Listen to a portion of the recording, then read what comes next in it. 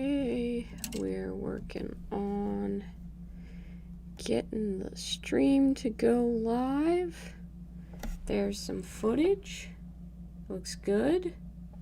I think we got it. Awesome. Yep.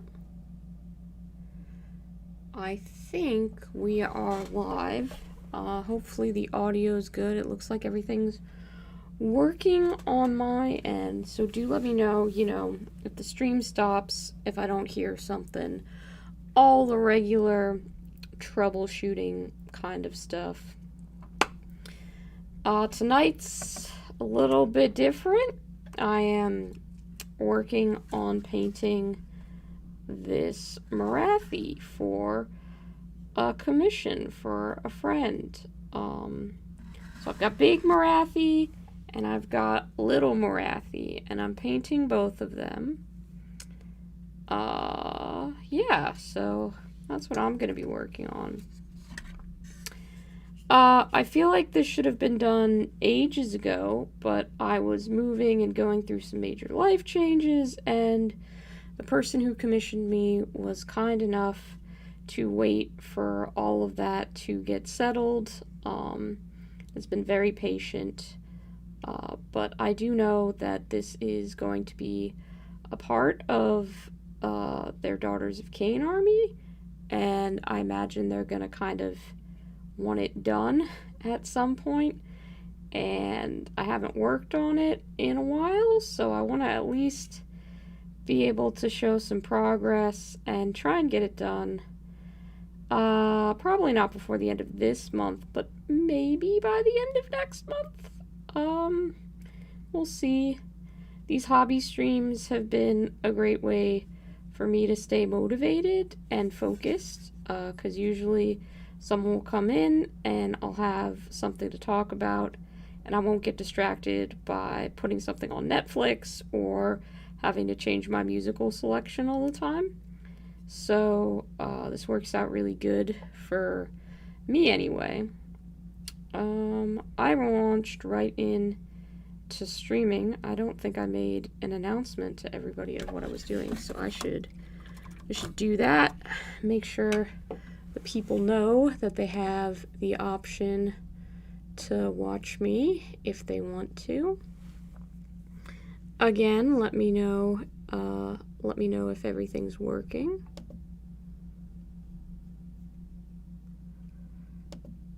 So we're gonna go ahead, share that out. Let me know if everything's working.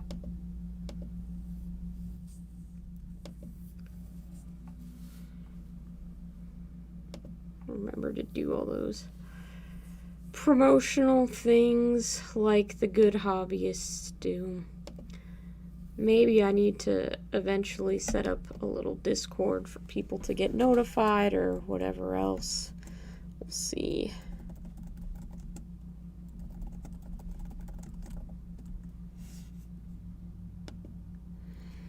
But yeah, should be fun.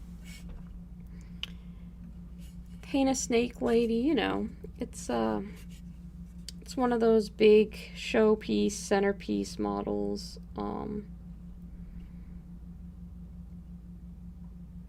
Which seem to be a lot of what I have on my plate lately.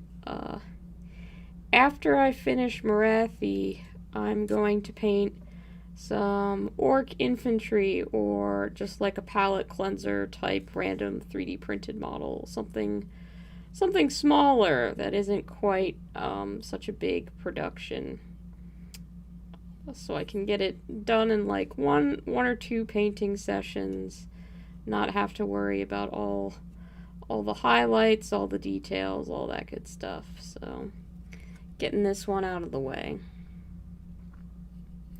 I hope that for anyone tuning in, you're having a nice, oh geez, is it Wednesday? I think it's Wednesday.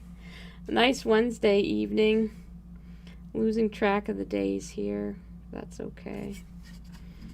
I had I'm in training at my new job, and we had one of our assessments today, so that took the majority of my brain power. I did pass. I got 100, so, no problems there. That all worked out, but it definitely took a bit of focusing.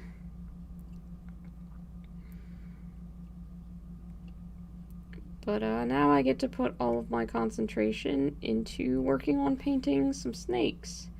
This is a color scheme that I bounced back and forth with between me and the commissioner, so I don't get to make quite as many, like, freeform, fun color choices as usually I would, but this is what they wanted, and that's important to deliver on a commission, so that's what I'm gonna go with. The metal is going to be gold, and that's probably going to be the next step after blocking in all the red, and I think I'm doing a purple dress. I have the file somewhere of what my design is going to look like once it's all done. I have a color mock-up that I did, just, you know, making sure I had the colors that were needed to be placed in the right area, so my client approved it, and now I just have to actually apply all those colors in a practical application, which takes a bit longer than mocking it up on a computer, but, you know, we're getting it done. Probably won't stream the entire process of painting Marathi, but who knows? Obviously, I had already gotten some base coating done before starting today, just other times that I had been working on this piece. So we're not starting from scratch, but there's still quite a bit of base coating to do. And I'm just gonna keep on trucking along. Hope that everything comes out good. That's all you can do, really.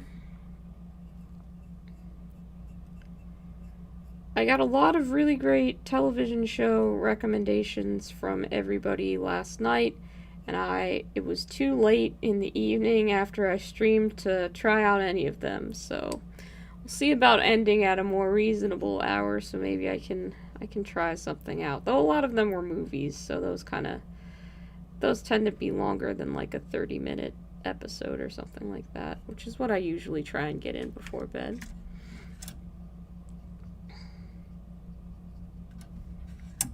I do know that I just recently got some access to Disney Plus from a friend, so I could try watching the Boba Fett thing that Disney's put out. I don't know if that's any good. If you've watched it, let me know what you think. Hey, hi Goober. You're putting some ducks in the chat. Did we have a conversation about ducks that I've forgotten, or are we just really excited about ducks in general? Someone once showed me one of those, like, true history or real facts about the animals videos on ducks, and I can't look at a duck as an innocent creature anymore. The illusion of what a duck was completely obliterated. If you like ducks, if you think ducks are cute and fuzzy and nice, I recommend you never look up anything about them, because then you can preserve that idealistic view of what a duck's life is. Because I didn't need to know that much about ducks. Oh, there's some very badly rendered snakes. Okay, that's my... Oh, yeah, I see it now. They look like ducks from here, but like sickly green ducks, but I also see how that could be a snake. That's not a good snake emoji. They could do way better than that. Disappointed in that. Okay. Alright, so not ducklings, but snakes. And I get the snakes are appropriate, yeah. Someone the other day said, I think it was Josh who said he would watch me paint Marathi, so that's why I was like, yeah, this is fine for a stream. Otherwise, you'd be seeing me base coat some orc infantry, I think. That's the other thing I gotta do. And then the other things that I'm gonna be working on painting are all all future videos, so I can't reveal the content, because then it's like, you know, it's not a surprise. I like to keep at least some element of surprise on the channel, keep people guessing. Gotta make the clickbait so people are like, ooh, what weird color scheme are they doing today? So keep some air of mystery about things, but don't you worry. This is gonna be probably the last stream this week, just because the other nights I'll be painting stuff for videos. I gotta keep that secret from the general public, because it's for videos, and then I'll, you know, edit it and do all the things. It'll turn out. Haven't made a proper video in months, I know. The life of being an adult with a full-time job and having to move is a lot more chaotic than I bargained for. Somehow I thought I'd be back on the wagon of making regular content by now, but I am not. That's a slower process than I would have hoped, so we're trying. We're struggling along. They do look like ducks from a distance, so I got confused, but I'm glad that they're snakes, because it fits with what I'm painting. I'm just doing the snakes that make up her hair. Those are red. Let me see, actually. I'll see if I can find the image that I sent my friend as to what the final color scheme, or at least, you know, what it's supposed to look like. So just give me a second. I know I can find that, and I'll pop it up here.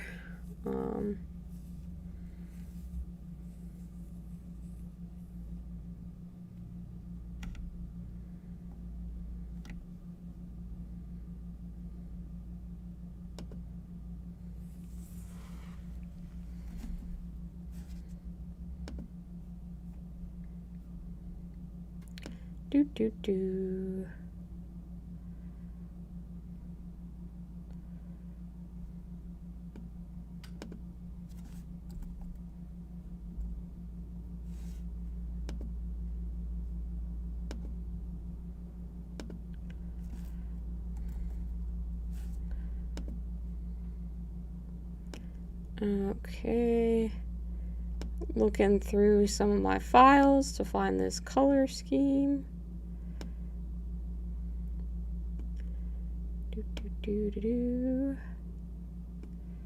It'll be there.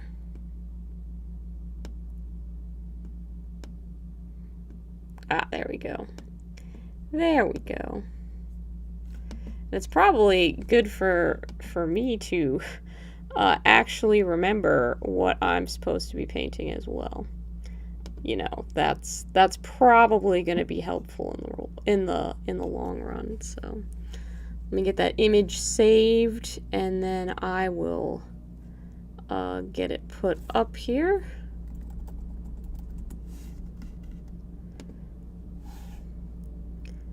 Can upload image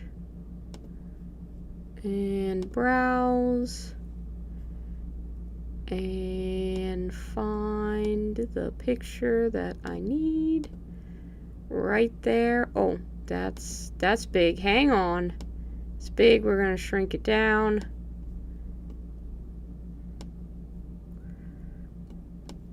There we go. Put that in the corner. Right there. Whoop. Alrighty. So that's what we're going for. Just going to move that over. It'll cover a little bit of the video, but you get the idea now of what we're aiming for.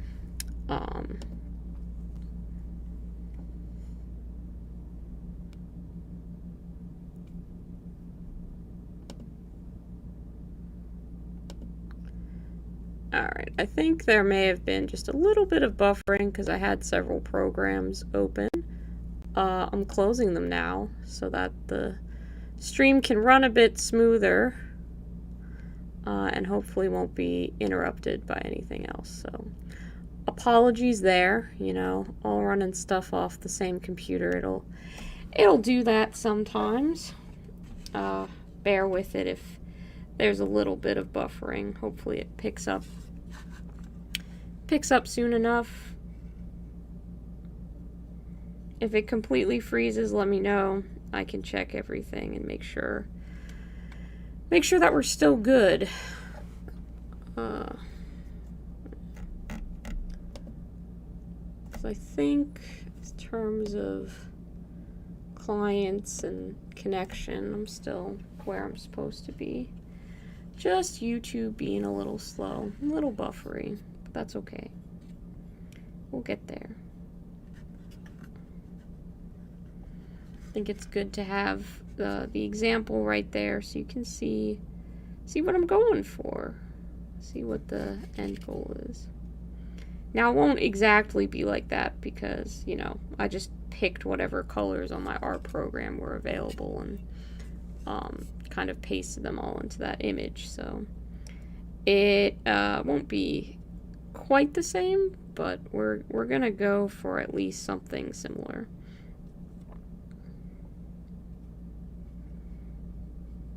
And I don't know how I'm going to achieve the glow effects on all of the runes just yet, but that is also something that I'm going to figure out in the future.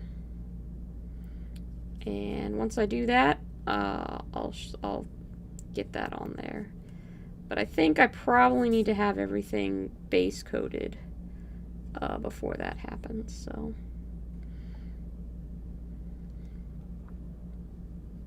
That might be the bigger priority.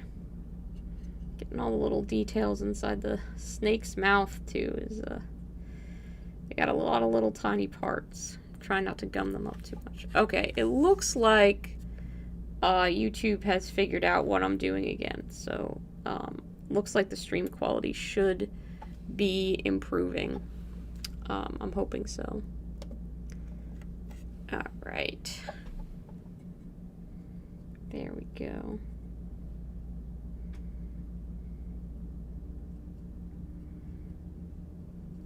Just want to give a shout out to my patrons because I am putting together a pretty big, strange project, a fun thing. Not going to be out for a while. It's several months down the line, but it did require me to mail some stuff out to some other hobby channels for something, and I definitely would not have been able to afford the alarming cost of postage without knowing that I had some patron money to dip into. Working on saving for a better camera, but this project is really exciting and definitely something that I know my patrons will be excited for, so I'm able to afford to do stuff like that because I have some financial backing from 9 of the finest people who have ever watched a YouTube video. So thank you very much for that. It's seriously appreciated. I'm just one person trying to take care of two cats and myself, and also in the miniature hobby and game, and I'm sure you all know that it's not always the cheapest activity. I guess all hobbies must have their expenses. Like, I know people spend tons of money on yarn if they knit or crochet, or art supplies. I think the deeper into the hobby you get, whatever hobby it is, the more expensive it becomes. That's why I only have one. I know some people who can maintain several different hobbies at a time, and I only seem to be able to have one in rotation. I'm either painting minis or I used to write quite a bit, just like fiction stuff. But I can't do both at the same time. Absolutely not going to happen. It's one or the other.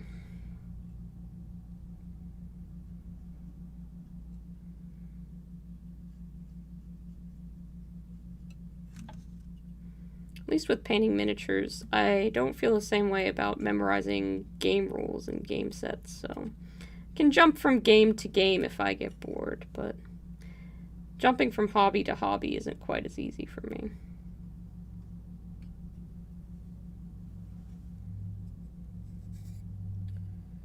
Okay, I think we got most of those snakes. Little parts of the underside that we didn't get. Ugh. Tricky little snakes. They got all these hidden parts, and I don't want to leave anything gray, obviously. This is for somebody else. If it's for my own collection, I usually just say, yeah, good enough. You know, I can live with a little missing detail here or there, but trying to do my best on this one. We wanna do nice things for people who trust us with their very expensive miniatures. I'm definitely trying. Okay, I need to expand that blue out a bit on some of those scales, but I'll worry about that later. Next, I've either got to block in the purple for the dress, or let's see, or I could do the gold. I'm less confident about the purple, if I'm honest. I hope that it looks good. I am not confident that that was the correct color choice even now, but we're gonna go for it. And maybe once I see it on the models that I'm painting, I'll feel better about it. I have this like nice dark purple by Citadel, and I think I might have some Army Painter purples. Yeah, like a oozing purple could work. That's pretty close to the color there. I don't want it to be lilac. I definitely want it to be purple. So I think I might just mix a little bit together and hope for the best. You know how mixing Citadel paint can go sometimes.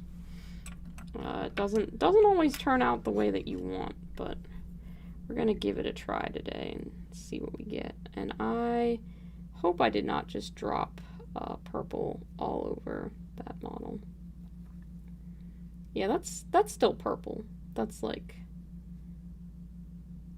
kind of the medium purple that I wanted, because then I can shade it and work with some contrast if I need to, and do all that other art stuff that will make it look good. Do the hobby projects. You working on anything tonight, Goober, or are you just here for the fun rambling conversation? If you are hobbying, if you're painting anything, if you're assembling or gluing, I'd love to know. And if you post photos of your work on Instagram, you should tag me, because I'd really love to see them. It's always good to see other people's work and get to see what the people that you hang out with are doing. Obviously, you know what I'm doing because you're watching me do it, but if you're at your hobby desk, I'm always curious.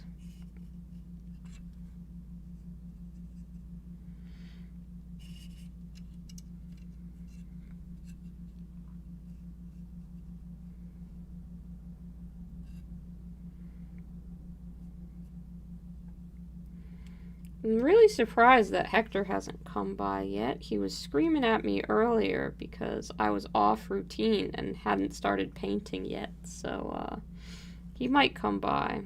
I'll be surprised if he doesn't. You just finished laying out 3D prints for a Norse-themed Sisters of Battle army that you're printing for a friend. First of all, nice of you to offer your 3D printing services to your friend. Friends with 3D printers are some of the best, for sure. Second of all, Norse Sisters of Battle seems like a great army theme, so I'm very interested to see how that turns out. That sounds like a really good concept for a sister's army. Yes, the sexy snake lady. Listen, sexy ladies are fine. I understand, that's the whole Daughters of Cain thing. It's definitely not the army that I would have chosen. I'm painting this as a commission for a friend. I don't get me wrong. I get it. Snakes, cool. Sexy ladies, cool. Put them together. There's an appeal to that, but not too many sexy things are going to be painted up on this channel. It's not my usual content, so don't you worry. The orcs aren't far from here. In fact, if I get bored or distracted or can't paint this very well, I'm going over to base coat some orcs. So they're around. Don't think the sexy snake lady scared them off. They're right nearby. But I mean, you can't really pass up the chance to paint Marathi if you get commissioned. It's a very cool model. And I've got tiny, smaller Marathi to paint as well. He wanted me to do both of them, so that's what we're gonna do. And I'm going to continue my strategy of using only one brush to paint every single part of a model, because apparently that's just how I like to go about my work. You love printing. Certain point, you're just making work for yourself, so friends can now get armies if they chip in for the resin files. That's cool. It's very cool. There's so many great 3D printing files out there, and I don't know if you follow Kings Valley Forge on Instagram, but he taught me how to kit bash digitally and do like digital kit bashes for models on like Thingiverse and stuff, and I made a tiny rhino dressed as a chef holding a very small gelatinous cube with a dollop of whipped cream on the top of the cube, like he was a Jell-O cube. And I made that in a digital program, and he printed it out, and I painted it. And it is one of the, like, greatest hobby achievements of my life. I love it so much. There's a real magic to 3D printing, especially if you, like, create something from your own brain goop, and then there it is in real life. It's pretty spectacular. So I have that file somewhere on my computer. I should really find it and post it for my patrons who would like a rhino chef of their own, because he turned out really cute and I like him a lot. Yeah, it's not as hard. Like, I figured it out, and Kings Valley Forge has a video on how to do it on his YouTube channel, which I believe is also just Kings Valley Forge on YouTube. I'll see if I can find it in a minute when I'm done with this purple, and try and like link it in the comments or put it in the chat or something like that, that a real streamer would know how to do easily, and I'm gonna fumble my way through. But yeah, there's like a program, I think it's called Mesh Mixer, that you can download for free, and you can digitally kit bash things, so it's really cool. I'm pretty sure it was Mesh Mixer, like 80% sure.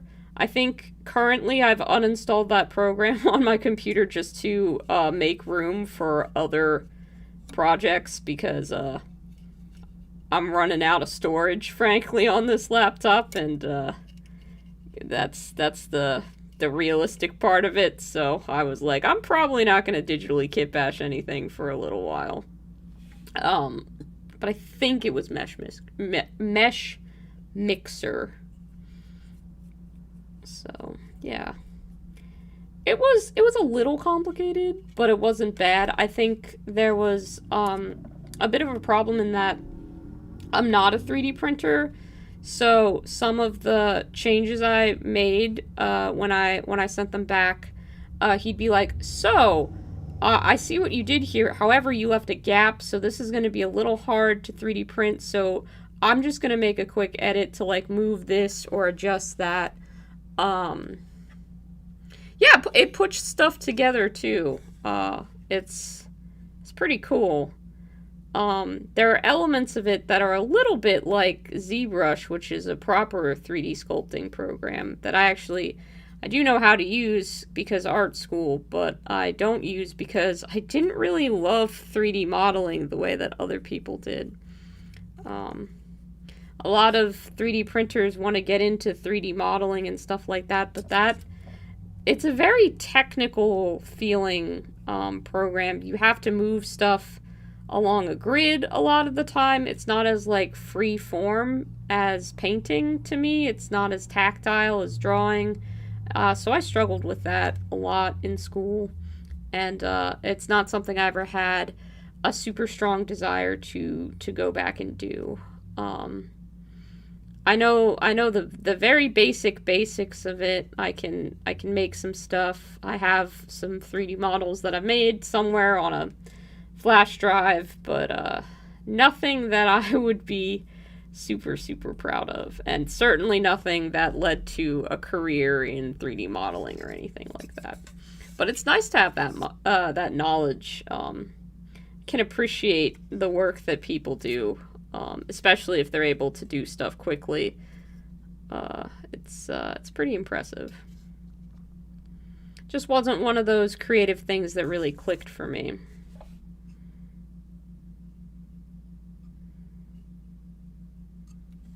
And that's okay. I think being aware of what you don't like can be as important as being aware of what you do. Like, if I forced myself to just keep 3D modeling stuff because it was what I had gone to school and gotten a degree for to some aspect, like that was a part of the course that I had to complete. But if I had to 3D model stuff every day, I wouldn't really be enjoying any of the artistic projects that I was handed. Whereas there are people out there with a real, genuine passion for it, so I'm glad that there's such a market for 3D printed projects right now. It's good to see.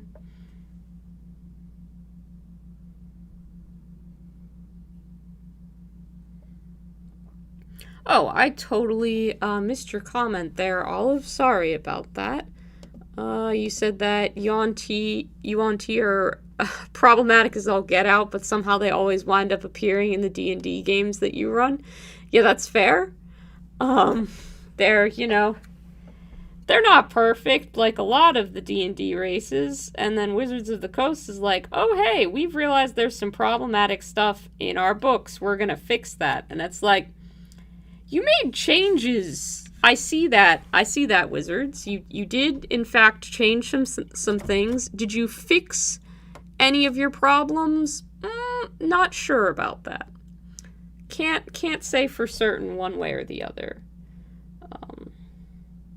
Like, I know they did they redid some of the stuff in Curse of Strahd, but I have no idea if it was fixed to the degree that people were really hoping for. I think they just kind of smoothed over some of the more problematic aspects, but didn't really change anything in a major way that brought positive representation to the marginalized groups that they were originally kind of appropriating the culture of, which is unfortunate. But I suppose little by little, bit by bit, change isn't all made in one big block, and you gotta kind of hope for the best where you can. It's nice to see how many like D&D Kickstarters there are for supplement books and things like that just have that diversity that you're hoping for baked right in. I know I backed a Kickstarter called Dragon Stew, and the character design in that was really, really cool, and they had, I believe they had characters of a variety of different, like, sexual orientations and stuff like that. I can't remember if there were any non-binary characters in that source book, because I read through it a while ago for a campaign that kind of fizzled out, but it was very cute. Yeah. Yeah. They tweaked the descriptions a bit, but it's still like they're evil. Yeah. That's unfortunate. And the thing about heavy disability equating with an evil character, that's prominent through so much media and so very problematic. Even Mad Max Fury Road, which I consider to be just about a perfect movie, has that problem with it. It's I'm hoping that it changes in the media and that people are more conscious of how, that might make someone with that paints the disability community, because obviously people who need assistance with breathing aren't evil, and people who need assisted limb devices, sorry if I'm using the wrong terms for all that, I'm not an expert, I'm not disabled, and I don't want to speak for the people that are, but I would like better representation across the board. I know that there was a miniatures company that was releasing D&D heroes in wheelchairs. People got angry about that, which was crazy to me. I'm like, it's just, you don't have to buy the model if you don't want NPCs or player characters in wheelchairs, but just let people who do have the thing. Like, it's just genuinely good that there's an option for those people.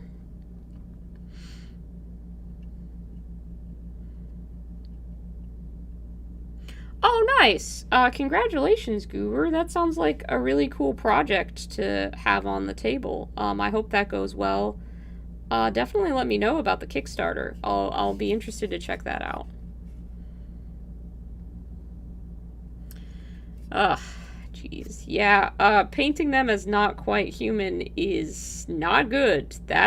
I'm glad that they, updated that and didn't stick with the inhuman description. That's... Whew. Okay. Yeah, that's not good.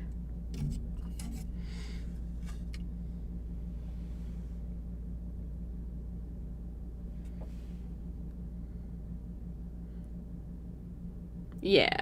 There's a bunch of other companies that have gotten in on the Adventures in Wheelchairs minis. That's good. That's good. Love to see it.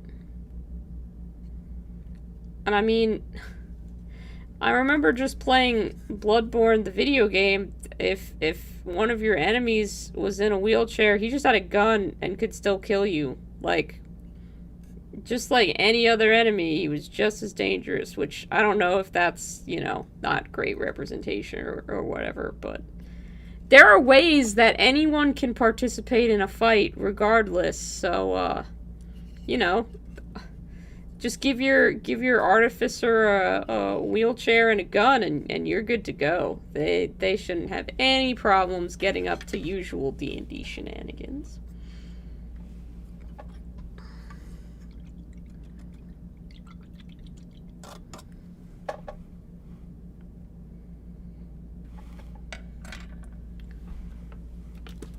Hydration break. We're off the weirdly colored lemonades tonight. We're just going with some simple, easy to drink water. I think after the blue lemonade, I can stand to have something a little tamer.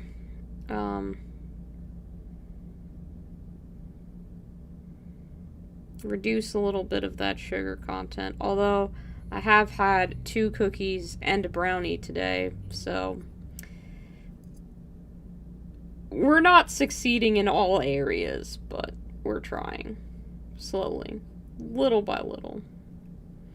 I am going to go ahead and base coat the purple on this model as well, just so that they're the same purple, and I don't have to try and get the mix right again, because I keep just mixing up colors at random as opposed to using them straight out of the bottle for projects like this, which isn't always the smartest decision in the world when, I might need to revise something or correct a mistake, but I'll be authentic about it. This is what I'm doing and how I'm doing it. This is how it goes. see. You do dread the day that Wizards of the Coast decide to introduce a trans NPC in an adventure. Listen, it could go well. It probably won't. But I would like it to. It's possible. I don't know. Maybe they already have. I know they work with, or they're incorporating a lot of, like, Critical Role's content into their official source books, and from what I've heard and seen, I know that there's quite an attempt at having a variety of NPCs of all kinds of different things on Critical Role. I don't know if they've specifically had any trans NPCs, because I haven't been keeping, like, you know, an eye out for that or anything. And I don't know if that would be the right way to incorporate that or not, but it seems more likely to happen in possibly a supplement from the Critical Role world, just because there is that kind of association with a really diverse fan base that maybe they'll try and do it there. I've fallen off the watching the Critical Role wagon, and maybe I'll get back on at some point, but the length of time it takes to get through an episode, I just don't seem to have the attention span for 4-hour episodes right now, so it hasn't been happening. Does the Snake Lady shapeshift, or is it two different models? That is an excellent question, and one that I think the answer is yes, she shapeshifts. However, I don't run Daughters of Cain, the army that she's a part of, so I don't know. I really wish I could tell you. I think, technically, the tiny one here that I'm currently painting is actually Marathi, and the big one is called the Shadow Queen, and I believe it's kind of like a manifestation of Marathi's power, or she kind of shifts into that form when she needs to, like, kick some butt. But I don't actually know 100% for certain, because I did not have an interest in this army. If I were to pick up a Grand Alliance Order army, it would definitely be the Ideneth Deepkin. So didn't really check out the Daughters of Cain all too much. I don't even know how the army plays, to be honest with you, and I should be researching this. I should know kind of what they do, so I can be prepared when I inevitably come up against a Daughters of Cain army in the tournament that I will be playing in. I had someone, one of the really smart folks in my Escalation League, take a look at the list I was planning to bring to the tournament and see what he thought, because he can do math in his head like a wizard and calculate probability, and is like, oh, you have a this and this percentage chance to do wounds, and this is how much damage you could do, and like all this math stuff that I don't really understand, but I know is important, which, you know, sounds great when I'm hoping to enter a semi-competitive circuit here, but that is the reality of the situation. Math and me don't get along too great. But anyway, he said that it would be smarter if I didn't take my Killaboss on Great Gashtooth and instead added a 4th unit of Gut Rippers to my army, which means after suffering through building that other kit of Gut Rippers and buying those, the potential for my army to be the strongest would be if I literally went out and did the exact same thing again. And I'm not emotionally ready for that, guys. I'm not ready to have to do assembly and know that instead of having to paint 10 more models for this army, I will have to paint 20. We're not there yet. rationalize that in my brain at all.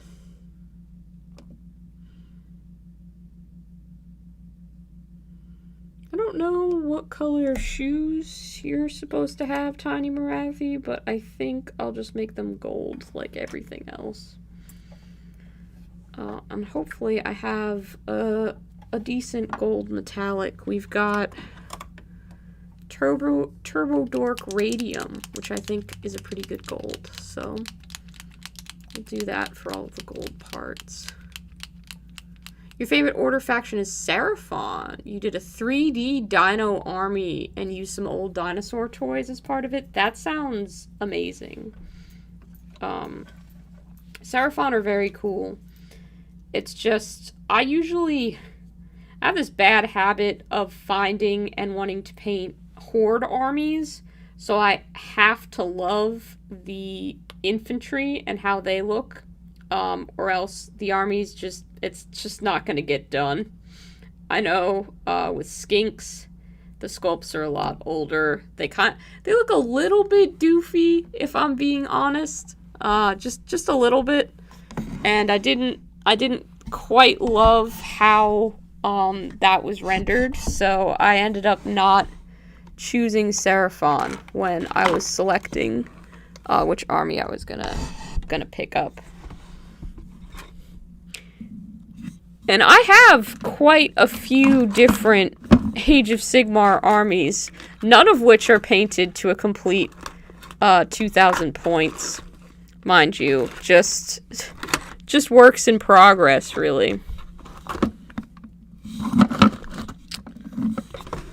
I think I have a clog in the gold that I'm trying to use. I think there's just some big freaking stoppage at the top, so I'm looking to see if I have any little pokey kind of tools that I can find, just use to kind of nudge that.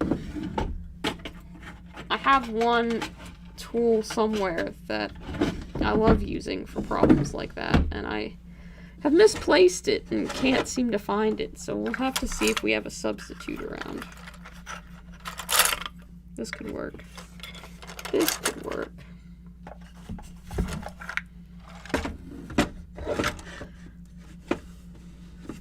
One-page rules one looks good, but you found some more sci-fi looking ones? That's cool. I wish that, more factions kind of made the transition between Age of Sigmar and 40k. Like, obviously there's orcs on both sides, and Stormcast Eternals kind of are like, I guess, Space Marines, if you wanna, like, the lore paints them as very different, and with their range refresh, I feel like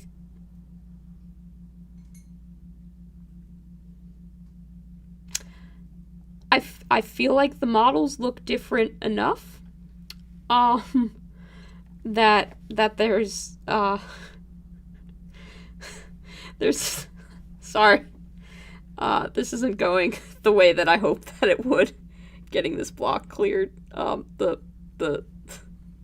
tool is now stuck in the dropper bottle cap of the paint. Stand by. I can't even call these technical difficulties. This is just dumbass problems that only I would encounter or run into.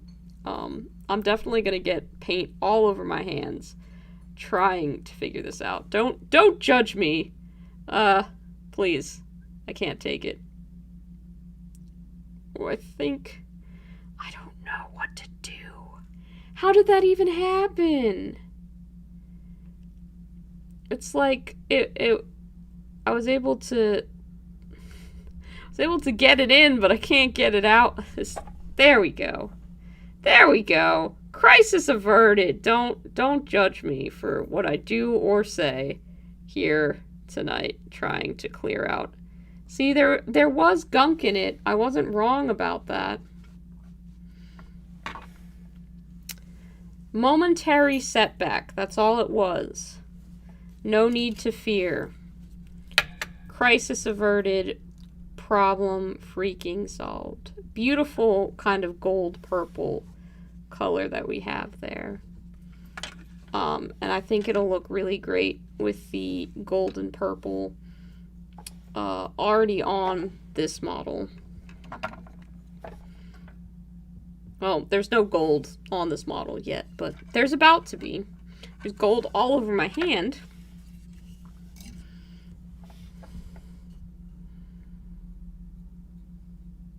I'm sorry, I lost my train of thought on Seraphon.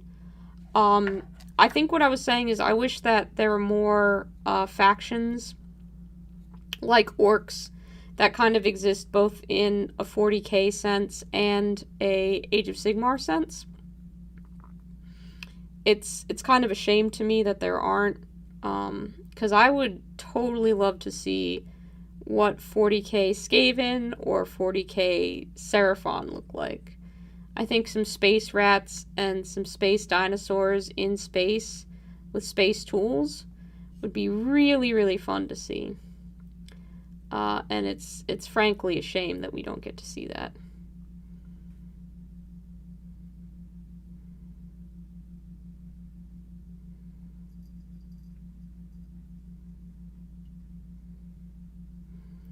I haven't checked out a lot of the one-page rules stuff, but I hear good things. I may need to look into them at some point.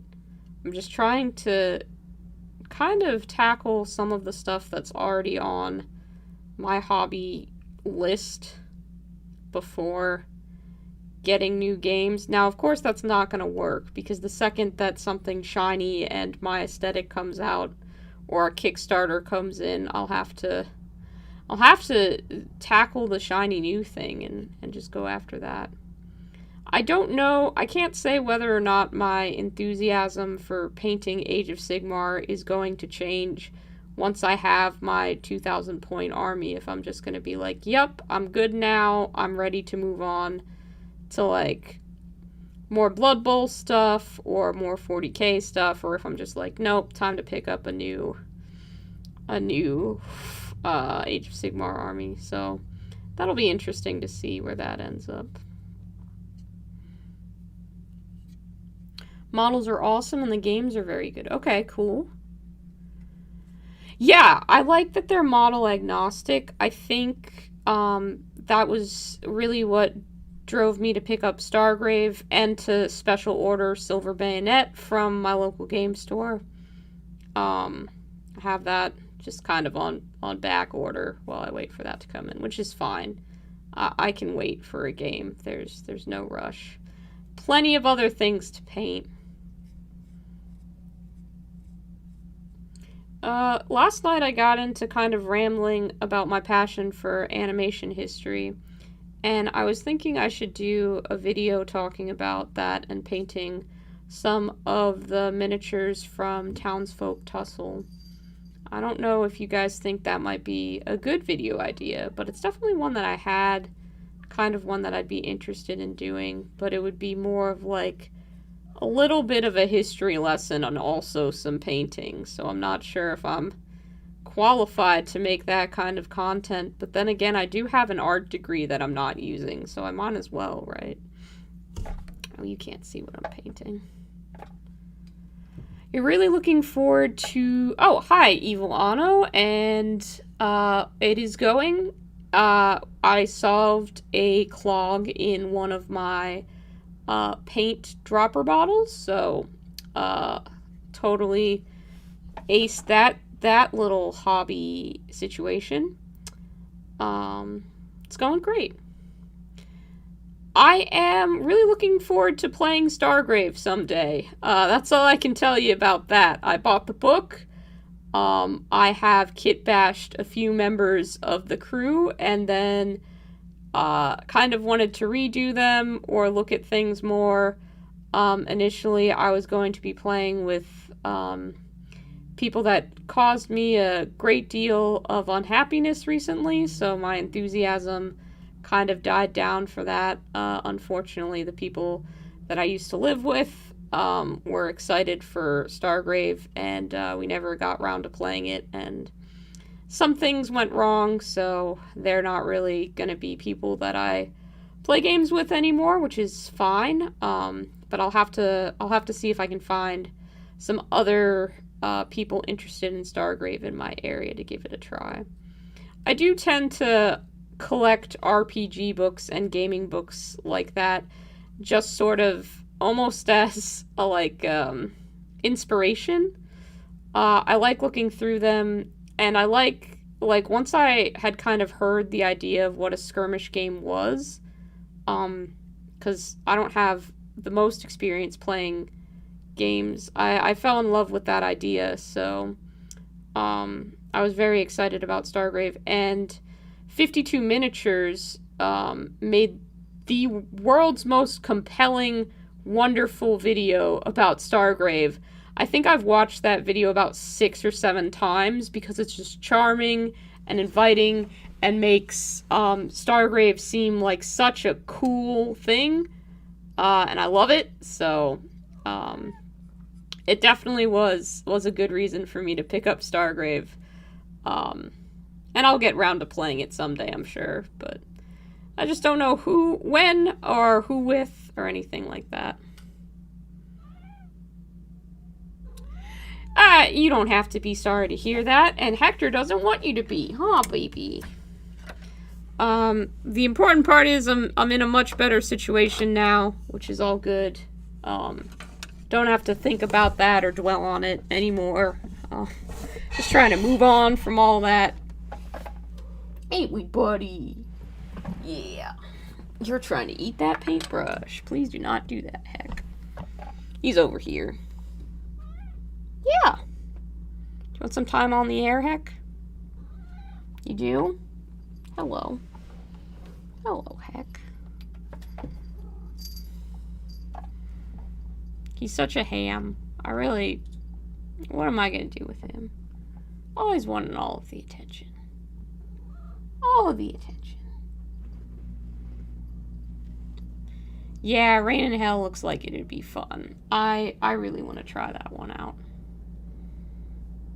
I love the idea of making a crew of demons, too. I think that's, like, a really fun and interesting dynamic.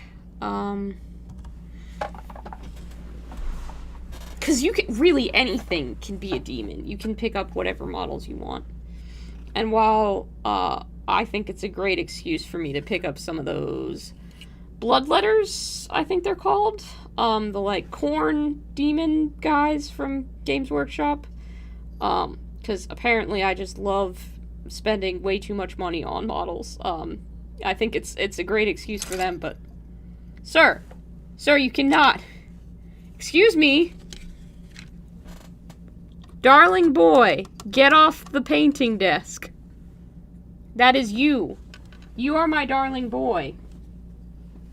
Ugh.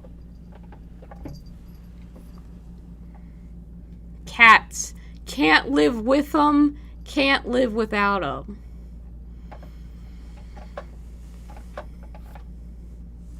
Five parsecs from home. I've not heard of that one. That sounds interesting. Haven't played any games yet, but you finished your first diorama. That's cool. What is it a diorama of? Diorama making is a whole lot of fun. I've made a total of 1 diorama before, and it was a blast. Did it kind of just before I formed the channel, if I'm honest. Slightly regret that I didn't record any of that process. I feel like it would have been pretty fun. But, you know, didn't really have a reason to at that time.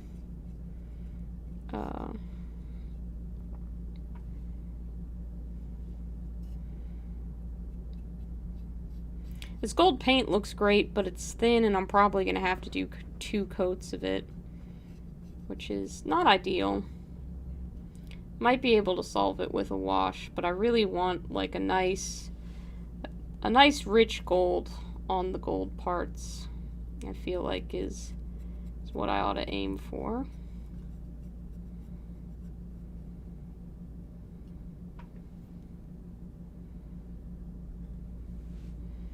does tend to happen when I do my Zenithal Prime and still have kind of white in the undercoat area. I tend to gravitate towards lighter colors, so I don't really love painting up from black. Prefer painting down from white, which is the old way, so I'm told, like they did in the ye olden Games Workshop times.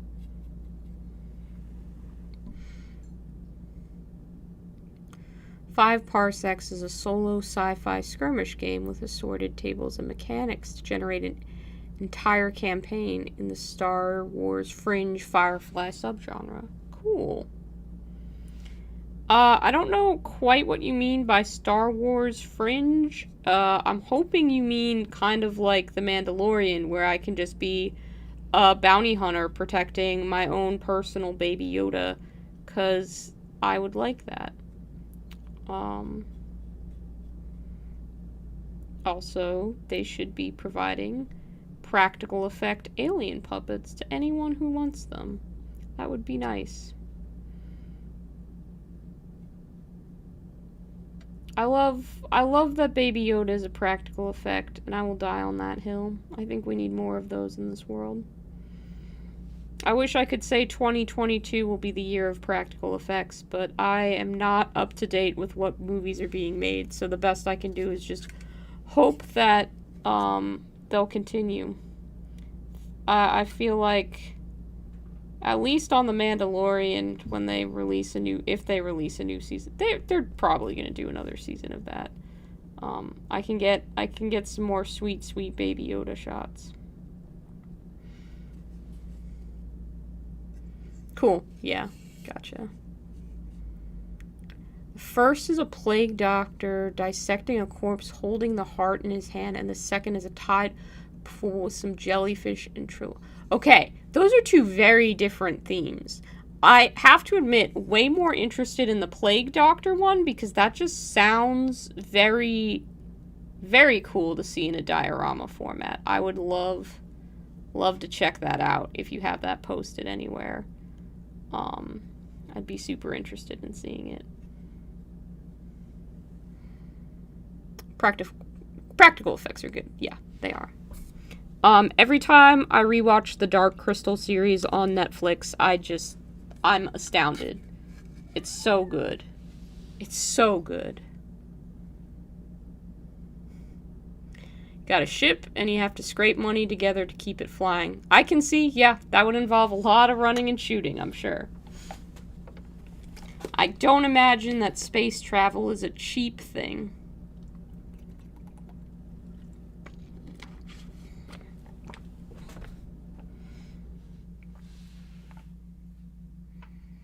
Probably makes for a better game that, you have to go out and achieve goals as opposed to just kind of milling about enjoying the galaxy. Running out of fuel or money is probably a much better motivator to go kick some bad guy butts.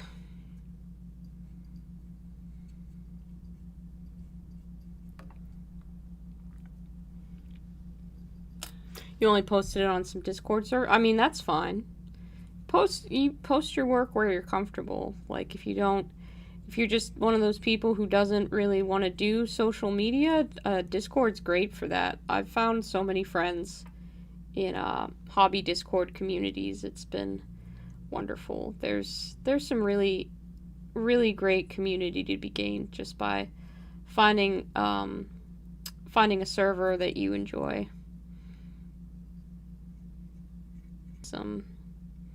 Made some friends that I honestly believe I'll be friends with for the rest of my life on some hobby Discord, so I have a great deal of affection for them.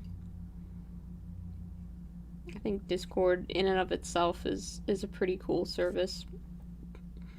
I mean, it's just instant messaging, but more organized in the end, but it works out very well.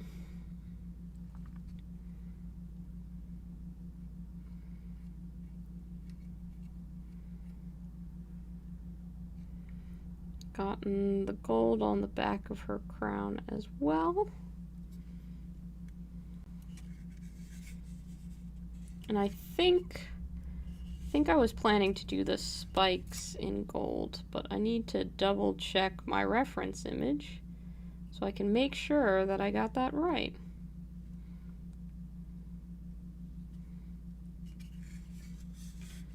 That gold, I originally had silver penciled in for what I was gonna do there, but I like the gold.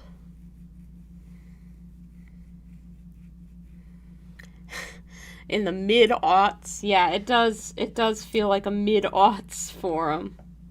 Have you guys seen, and I just saw the poster going around today, have you seen the advertisement for that concert they're holding in Vegas? I think it's like the When You Were Young concert, but it's the headline act is My Chemical Romance and Paramore, but they've got like Einstein Kills and the 303 and Avril Lavigne and like every band that was on a playlist of mine in 2008 is gonna be there.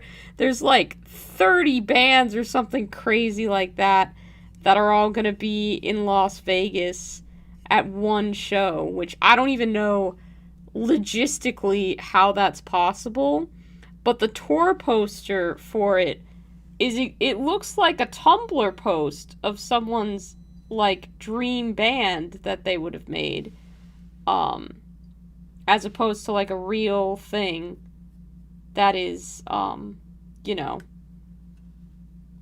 happening. When I saw it at first, I thought it was a joke, but apparently it's real.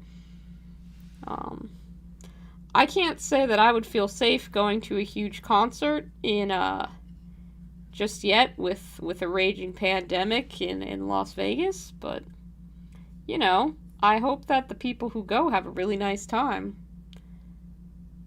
Yeah, that's the When You Were Young, I think is the like tour.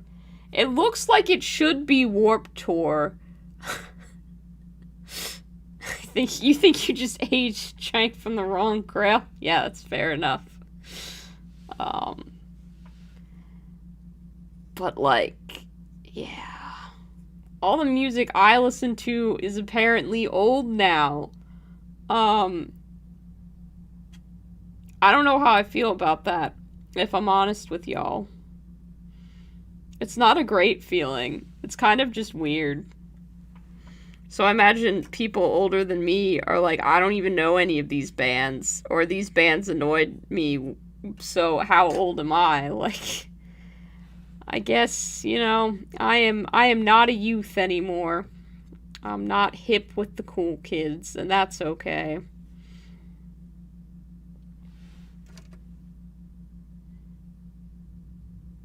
Not gonna lie though, would have loved to have seen My Chemical Romance back in their heyday. I was very into them. Just never got the times to line up. But this tour, that is not the one to go and see My Chemical Romance on. I can't imagine what the crowd is gonna be like for that. The first time, yeah, man, that does make you feel old if your music is on a classic station. Like, excuse you, this is not classic, this is current. But I realized that, like, I hadn't listened to music that was considered new. Cause I was just out of it for a while, and then when I was going through a bunch of stuff, my friend gave me a playlist to listen to just because he was like, don't sit around and listen to what these crappy people have to say. Like, just block stuff out with music. And I'm like, I don't even have that much music. So he hands me the Spotify playlist, and it's like super long, but I haven't heard of anything on it before. And I'm just like, oh shit, like, what the hell did I get into? And then, later on, I make a TikTok account, mainly just so I can post videos of my cats being adorable, because, that's what you do when you're a mature human. Let's just make a TikTok, I guess. And then I realized that all of the music I hadn't known from that playlist was all the contemporary stuff that was being used in TikToks. And I was like, yep, I'm just old. That's what happened.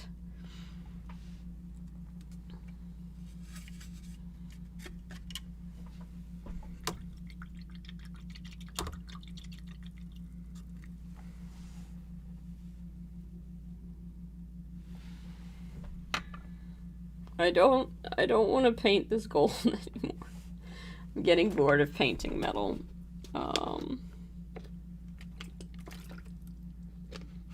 It'll finish off the base coat for the most part, and then I just have to do cleanups and maybe a second coat of gold if I decide that that's what I'm going to do. So I should finish it. That would be the responsible, good person thing to do. Ugh.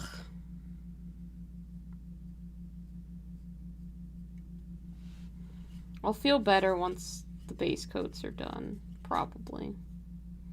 Or maybe I won't, and I'll just switch back to... Yeah, maybe I'll just finish up the gold on the big snake lady, and then I'll take a little break from her and do some base coats on some happy little orcs. I think that's a good plan.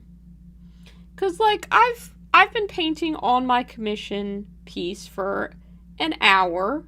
That put in some good work. You know, we did it. You witnessed it. I talked all the way through it. But that also means that I should have some fun with my own actual hobby time and do a project that I want to do, because I have to finish infantry painting, and I like painting infantry. Infantry is fun. It's not as productive, but I can do productive and non-productive things in the same hobby session, and it still counts. I still made a good choice towards getting things accomplished. It's just more than one. Right? The multitasking. I'm making up excuses to have fun, and I shouldn't have to do that. I should just have fun.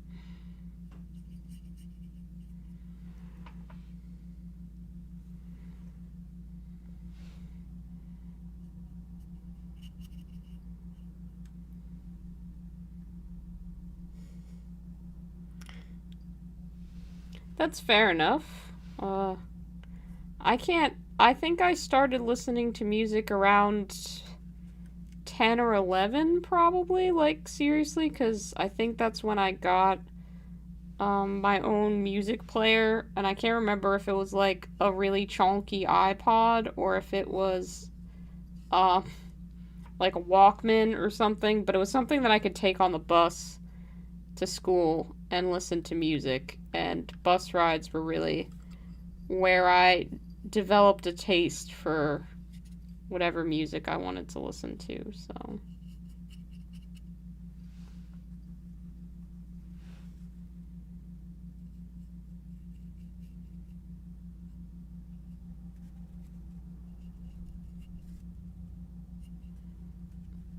That's probably why I got out of listening to new music as well. Once I didn't have to ride the bus to school every day anymore, it didn't really matter what I listened to, because you just hear stuff in a shop or at a friend's house or something like that. But I was never the type to constantly have music going in the background or have the radio on or anything like that. So that must be how I fell out of it.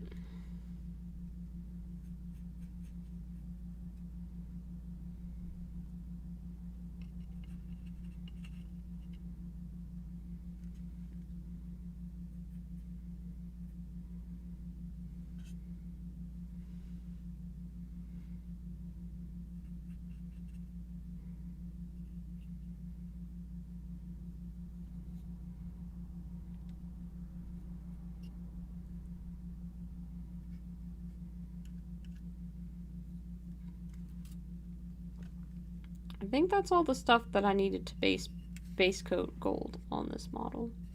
Nope, that I just touched a spike that I hadn't base coated. Get that one too. We'll get that one too.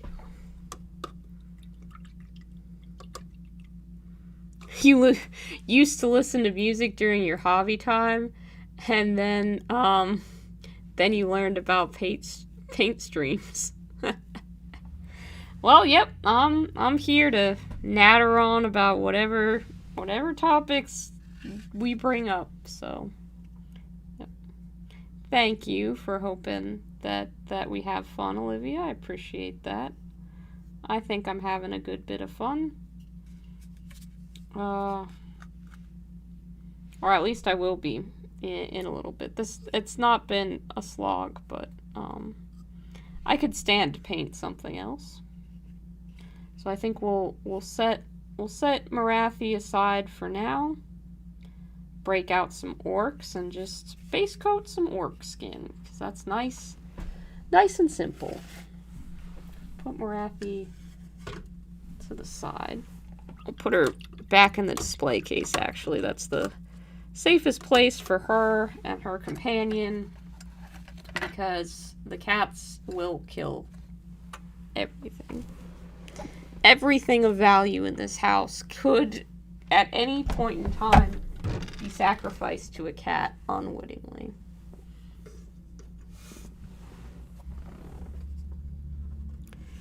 Got gold paint on my finger now. Need to make sure I don't get gold paint on anything in the hobby case. It's finished, or the case itself. I think we're good. Ugh. Adjust that back down. Let's see.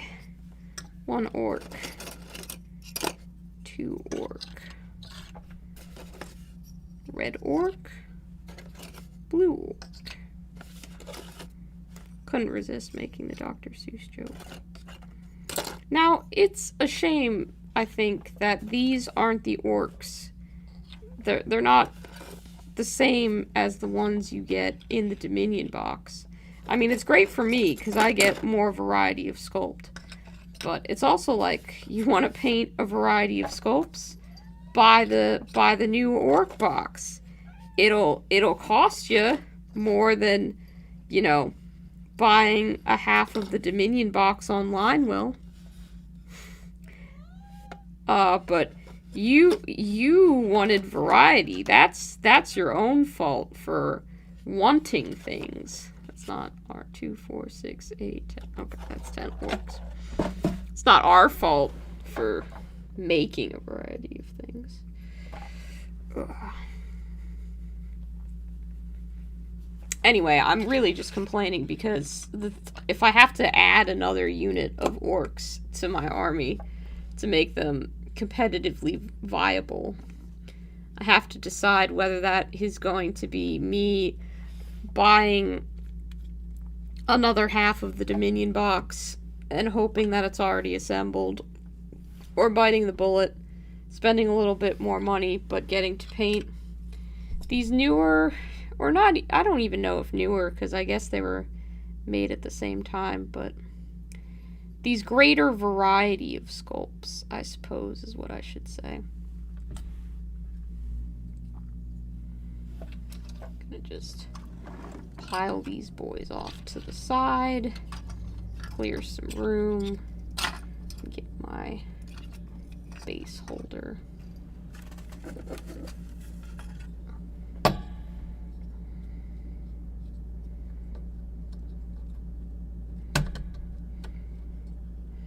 Suppose by now I have enough random orc bits and heads and stuff that even if I did get the Dominion half again, I could theoretically spend the time to kit bash some interesting orcs. It's unlikely that I will, because we all saw how bad I was at regular assembly. No. These, like, there's some customization options with these orcs, and you do have to glue the arms on separately, so I guess they're more posable. The ones that everybody are freaking out about being monopose are the the 40k ones, and, like, I understand that freak out because they don't give you, like, monopose all one weapon, so you have to, like, build 3 of one weapon, like, 2 of another, and then there's kind of, like, a variety of other things. But if you just want 10 boys with guns to be shooter boys, and you're playing in a league where it's like a what you see is what you get league for that, you have to buy like 4 or 5 boxes to get enough to just have 10 boys with guns. Which is, you know, you're gonna need more than 10 of them if you're playing orcs in 40k. Because that's a horde army, ladies and gentlemen. And those who are neither or both. That is a lot of orcs to purchase.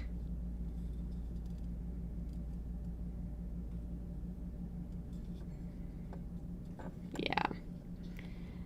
So while, you know, a lot of times backlash, I think, is sensationalized to a large degree, and people are like, they're killing this army, or they're making this way, or that way. I do think not having the option to put the weapons that you actually need on orcs is very bad for people who are going to just pick up orcs and want to run, you know, a unit of them. Because you can't just buy a unit of boys and build them like it says in the instructions and have the option to put the weapons that you want on them. And I think that's unfortunate.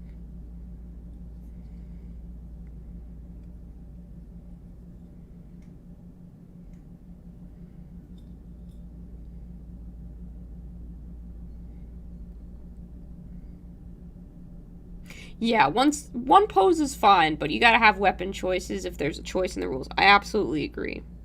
And, like, the previous boys kit, honestly, was really great, because, I mean, the scopes were kind of old and chonky, which, you know, orcs are chonky to begin with, but you see everybody getting new flashy models, and you're like, dang, I really want some new flashy models. But they came as, like, a torso, a variety of arm options, and head options, and a set of legs. So it was really easy to pick what, like, it was one of the easiest kits to build in Warhammer 40k, and the easiest to make sure you got the weapons that you wanted. Like, my drawers are just filled with extra orc arms and bits, because, there's so much extra that you get in that kit in terms of weapon options that I just have orc arms for days.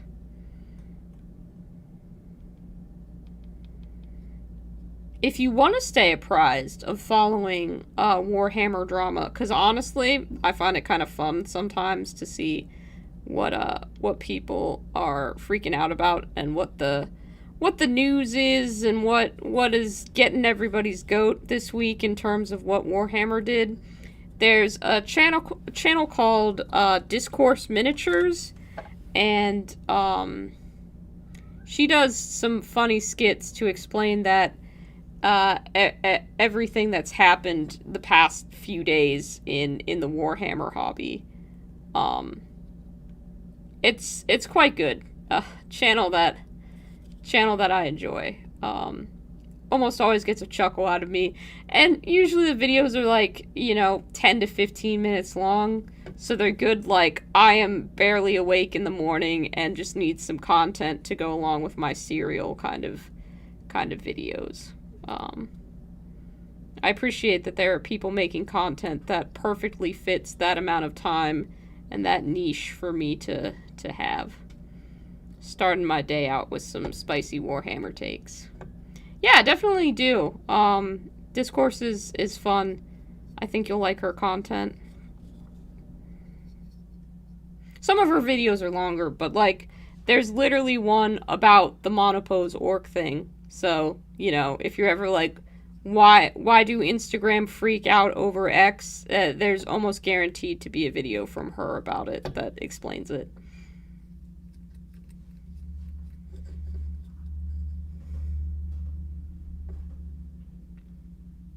Fun fact, there are life forms that are completely dependent on whale bones for their sustenance. Always coming in with the fun facts. Appreciate it. That one, I will put in the fun category. That one is decidedly fun and not traumatic. You'll try to get more sleep before the sun rises. Good. Okay. I don't know what time it is or where you live, but definitely sleep if it is late in your country or aggressively early. Go to bed. I thank you. I will attempt to have a good rest of the stream for however long I continue for. I appreciate you for being here. Kit Bash an Orc Arm Golem. That is an idea that I've actually had. Fortunately, I have a friend named Ariel who is building a Slaanesh army, but loves to kit bash and use stuff like glitter glue on her Games Workshop models and just a variety of extremely cursed things. And she loves making abominations out of multiple arms and kits and toys and everything. So I always seem to have a spot for her to take some of the bits that I don't need. 3:48 a.m. What are you doing? No! Don't be awake watching this stream. Go to bed. No! No one should be awake at 3:48 a.m. Jesus. No. Can't ban you from watching these streams, but seriously, like the upload will probably be here the next day. Just get some rest. You woke up at 3 a.m.? Oh no. I hope you didn't have a nightmare or anything. Sometimes I get woken up at 3 a.m. by a cat jumping on the bed, but then he just snuggles and I go back to sleep. Now go back to bed. Stop explaining to me why you're awake. Just go. Go to sleep. Yeah. Glitter that shit up. Indeed. Yeah. There's nothing is sacred to my friend Ariel in terms of miniature painting. She's very much the I thought about doing a video about how different art movements can connect with some different hobbyists like style. And she would definitely fall into the neo-Dadaism category of miniature painting, because Ariel's miniatures really do beg the question, is this a valid way to paint miniatures? And so far the answer has been yes every time, because there's technically no wrong way to paint your miniatures. No matter what you put on as basing material or what colors you choose, that it counts, you know? It's you purchase the plastic, you get to do whatever you want with it. She puts glitter glue and reindeer moss and everything else on the bases. I know she's tried using coffee as like a stain or a paint before. I don't know what else she's tried, but I would love to ask and find out, because seeing her models and hearing what she's done with them is always a blast. Painting with pure acetone might be wrong. That's fair. That might be where the line is. But then that'll melt your miniatures, right? Acetone will. So maybe if you melt it into something new, then that's just another form of, technically this is GW plastic still, so I can do what I want with it. But I don't know. Can we find her stuff somewhere? Unfortunately, as far as I'm aware, Ariel does not have a hobby Instagram or anything like that. I am trying to convince her to let me do a spotlight showcase on her miniatures so I can put them on the channel and show you guys. Haven't quite gotten the chance to do that yet, but I'm hoping that I will. I will reach out to her. She's like a personal friend of mine, that I know in real life and met organically, not through like miniatures or anything like that. But I will see if she posts that stuff anywhere, and if she does, I will be sure to make a post about it on my Patreon. And if she does happen to have an Instagram where she shares it, I will put it in my Instagram story in the next couple of days, so you guys can see it there. But I don't know. I'm not gonna make any promises about it because I don't know whether she has that on the internet or not. But I hope that she does, because it's really fun to see.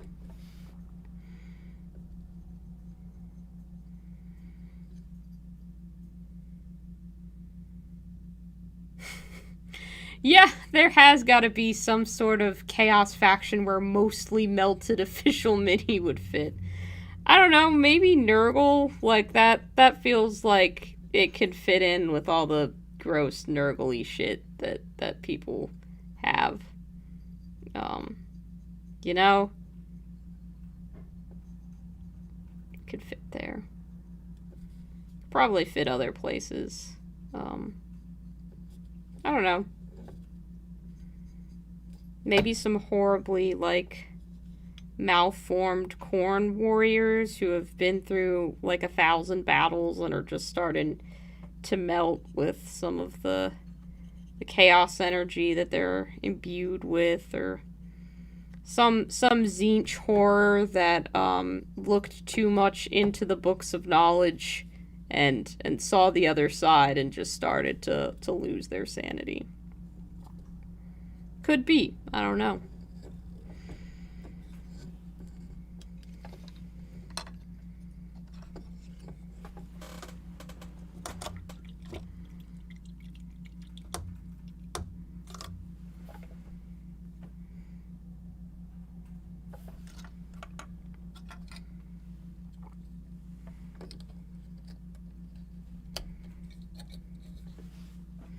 It is satisfying to finally be putting paint on a model that I built.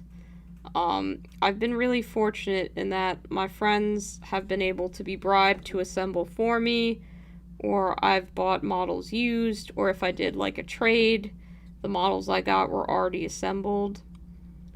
And I don't like assembly. I hate it. But I built these little guys. I didn't clean their mold lines, I didn't file off their sprue connection points, but I built them. And I put his hand in this pose, and I remember doing that. It's a little bit satisfying to pick him up now and be like, time to paint you. Time to get you all spruced up for battle. So that's a nice, satisfying part of the hobby.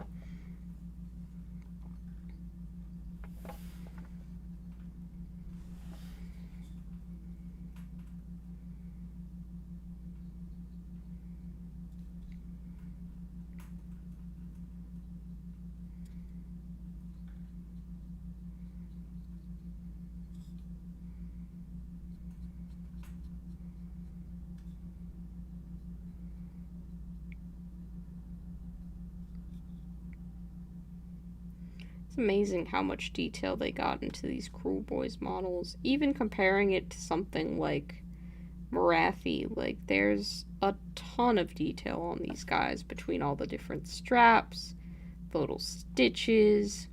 I think that's probably why I've got so many of them painted already, is I just really enjoy how many different little textures and things there are to paint on my infantry. The guys that made me fall in love with this faction to begin with. Because they got their funny little shields. And even though I didn't end up painting them to look like happy face pancakes, they really got that vibe, you know? I don't know if you guys are from the US or if you're tuning in from some other country, but you go to go to IHOP, the International House of Pancakes, and they've got, distinctly remember getting on the kids menu, pancakes that would have like little whipped cream smiley faces with different fruits for the eyes. It's a memory from childhood dining. And for some reason, the Cruel Boys shields make me think of those happy face pancakes that I used to order.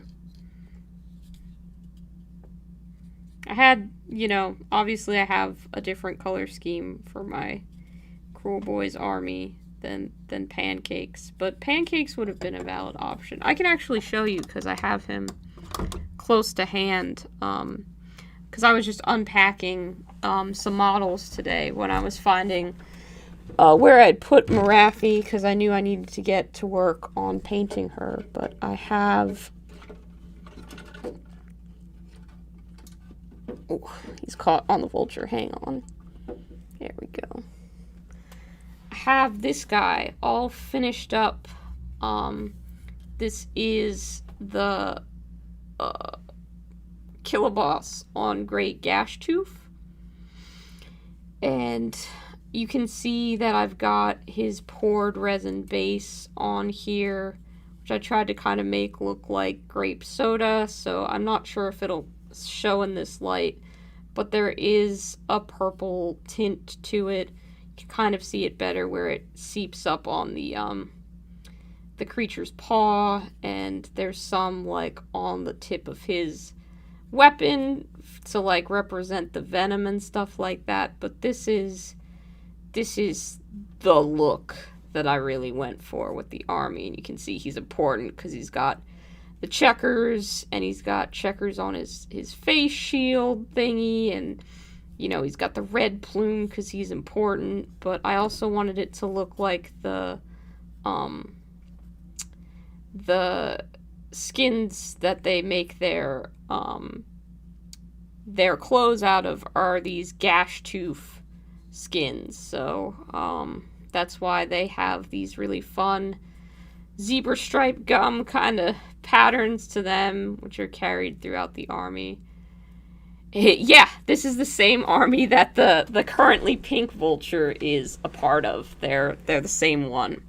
So, but I had this model came in the starter box for that army, so he got painted up a while ago, and the vulture came out more recently, so I haven't had as much time to get him painted up. But yep, they belong to the same army, and these orcs are a part of that army as well. It's all my Cruel Boys army.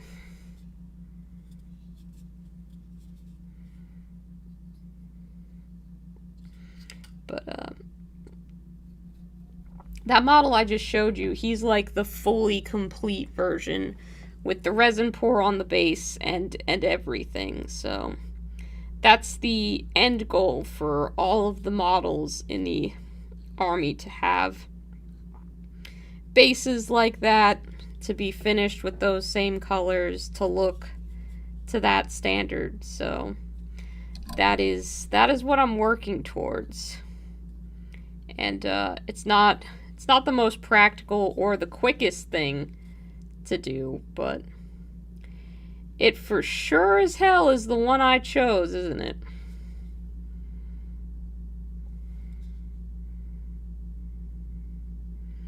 Honestly, you can say you hate it, and I won't care. Like, I'm really proud of the color scheme that I picked out, and it took a while, and I did a lot of test paints and tweaking, and I hated it along the way, and I changed things, and I adjusted, so I did a lot of work to get to the colors to the point where I was like, yep, I'm happy with this every time on every model. Because, figure it's easier to paint and repaint and test again with test models, as opposed to doing a whole entire range and then being like, yeah, I don't really like how this is looking.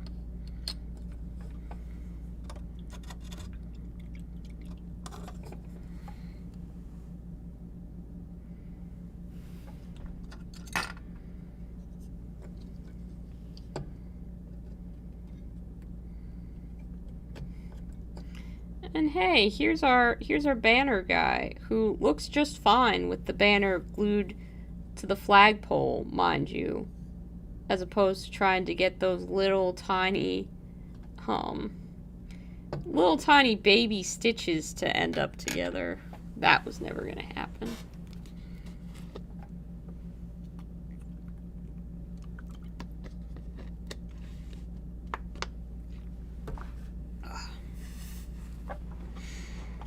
But yeah, that vulture, he's coming along, slowly but surely. Just, you know, should probably finish my commissions sometime soon. And he's got his base coat, so at the very least, he's tournament legal because he has 3 colors on him. He'll be better. We'll get him finished properly, mind you, but, I have time before this big battle, but I want everybody to be looking their best. I just also don't want the pressure of unfinished work looming over my head. And if my friend, who's also going to that tournament, wants to take his Daughters of Cain army, I want him to have his finished piece, and I want for it to look good and for him to be satisfied with her. So we're gonna make sure that happens too.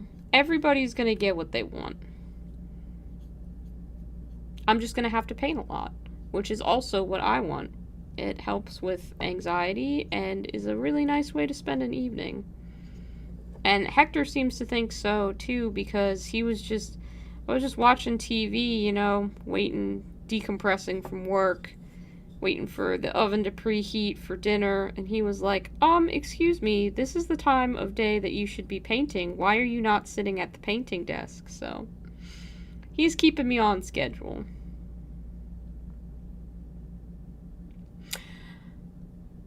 Oh, okay. So Escalation Leagues, that's a great question, actually. And this is one I actually know the answer to. Usually I say something's a great question because I have that same question and don't know. So with Warhammer, you and your opponent can fight, like, you can build your armies kind of any way you want, and the way that they balance it is each unit has cost a certain amount of points, and generally speaking, you and your opponent will agree what points value you want to play at. So like, people will play 500 points or 1,000 points or what have you. But if you're starting a new army, it's really difficult to have the, like, tournament standard 2,000 points, essentially, is what most people will consider a completed army, because that's what the tournaments are typically run at. That's what, if people just, like, come up to you that you don't know at, like, an open play day, and they're like, you want to play a game of Age of Sigmar, they're typically talking about a 2,000 point game. So a great way to build your army up to 2,000 points and learn how to play your army is with what's called an Escalation League. So our local gaming store put one together. We have a great, like, league chairman. I don't know what his official title is, but he's the one organizing everything and making sure that we've got everyone on the schedule and keeping track of the points and things like that. But he put together an Escalation League, which means everybody starts off bringing a 500 point army. And you fight all the other armies, you get to kind of grow your army over time. So, like, for a month, you'll play at 500, and then the next month, you'll play at 750 points, and then the month after that, you'll jump up to 1,000. So it's just gradual. You have time to save up for and buy new models, you have time to build those models, you have time to paint those models, so that by the end of the league, you will have a full 2,000 point army, and you'll have experience playing with them. And that's usually when you have, like, because all of our battles are recorded, so the wins and losses are marked down. You get a certain amount of like, league points for winning. You get a certain amount for losing or draws or whatever else. And then there's like a big championship, and there are going to be awards for things like best painted and most wins and all kinds of stuff like that. And our league chairman's given us a little bit of a narrative that's run through the whole thing. So he'll have the conclusion for that on our final kind of like little baby tournament day where our armies are finished and we get to have our last battles of the Escalation League, because everybody will have reached their highest points value that they're going to get to. So it's a great way to build up your army over time. And I've gotten to know everybody and see their armies, and it's been really, really great. I love Escalation Leagues, and I was so psyched to hear that we were doing one. And not only that, but I was excited about the new Crew Boys that came out, so it was the perfect time for me to build that army up slowly over time, and they really have been my Escalation League project. And I'm no longer last place in the league. I had 11 losses in a row, I think it was up to 11 in a row, but now I have 2 wins. I've gotten 2 wins in a row, so I'm no longer ranked the lowest in our Escalation League, but I'm probably not going to come out of this battle with most wins or anything like that. But best painted was what I would have been aiming for and have been trying for. Unfortunately, with moving, I did fall a little bit behind, so I'm trying to catch up and still kind of just weasel my way into that title, but we'll see. I have some very, very good competition to go up against. And it's not like candy color schemes are the easiest to showcase your talent on. I definitely give my league chairman a bit of a headache, because I'm always just like, oh, you gotta kiss your little orcs on the forehead and tell them they did a good job and all your boys are valuable and stuff like that. So I bring a certain energy to the league that I don't think he's seen before.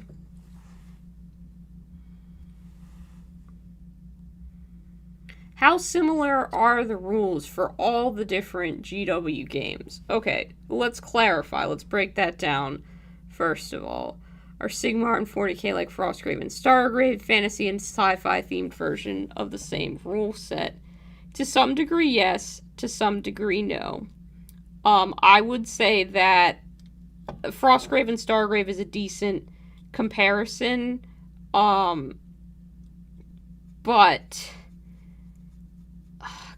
okay. I'm so not the best person to explain this, because I'm just not a rules person, so I don't remember anything specific. So I'm gonna try my best here, and you're gonna have to bear with me.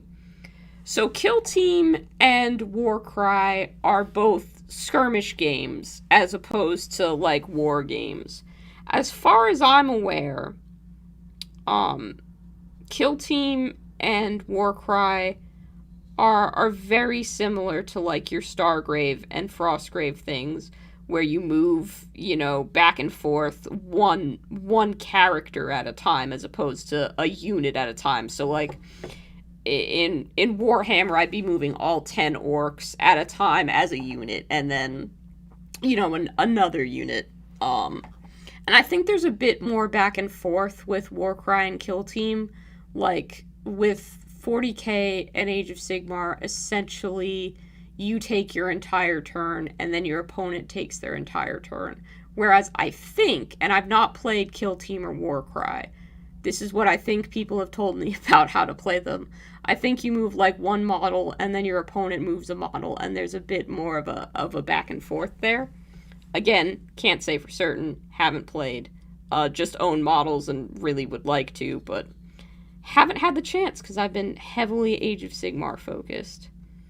So those are more on the skirmish side. Age of Sigmar and 40k are definitely war games, so the model count is higher and you're moving units at a time as opposed to individual models. The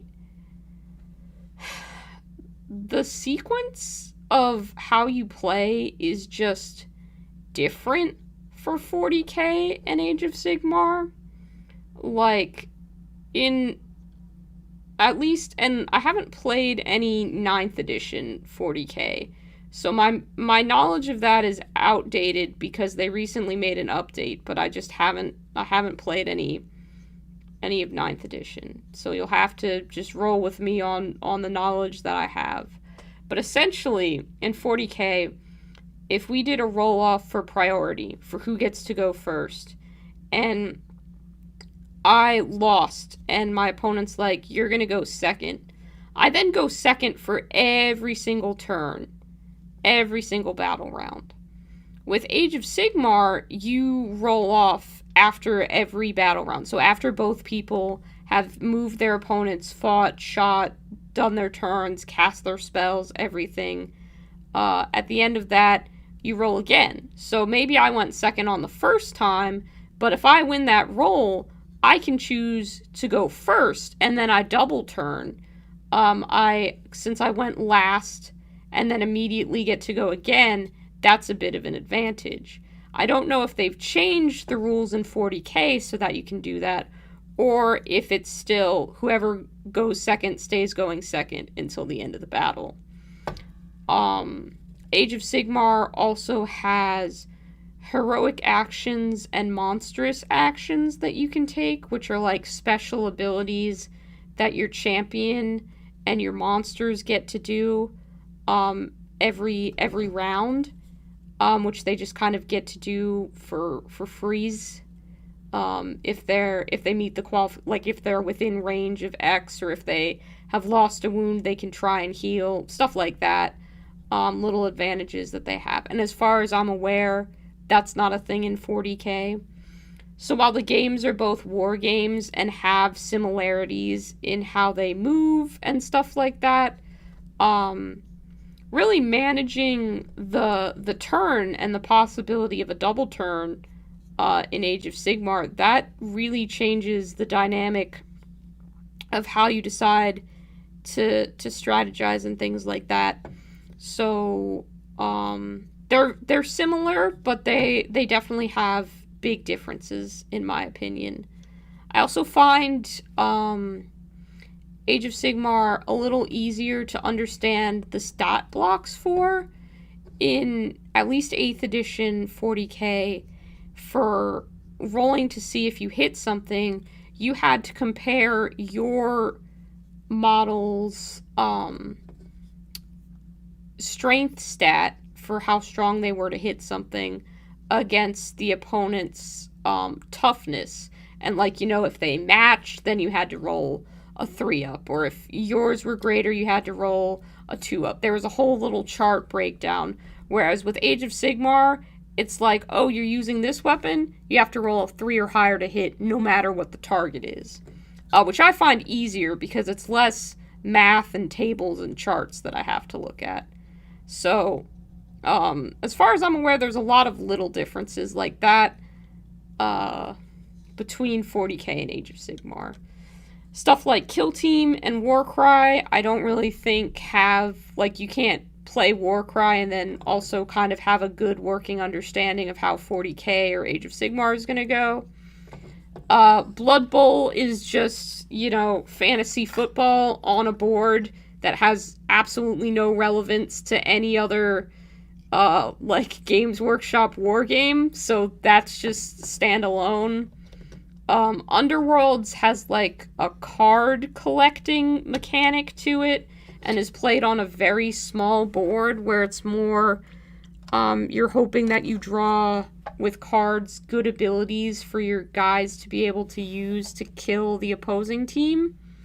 I don't really like card-based games because I don't enjoy collecting cards, so Underworlds doesn't have a lot of appeal to me because of that, especially because sometimes it's like, oh, well, this old card from the previous edition is really powerful, and if you want the absolute optimum best strategy for your team, you would need to hunt a copy of that down.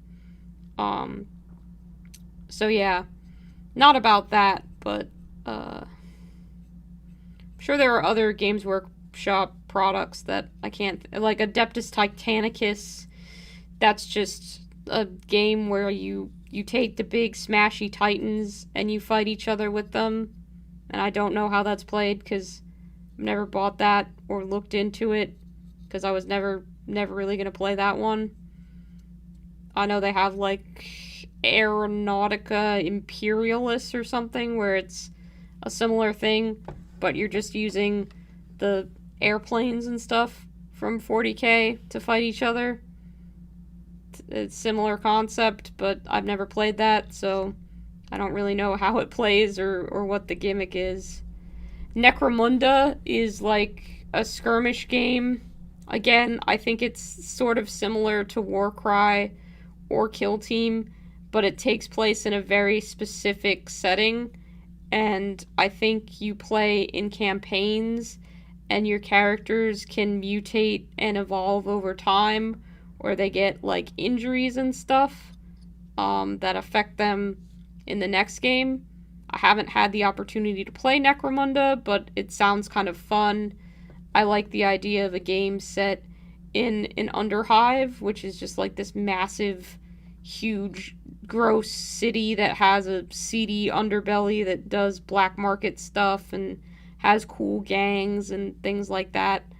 I think that's kind of interesting to narrow the vast, big old Warhammer 40k setting down into one little area. So I like that idea.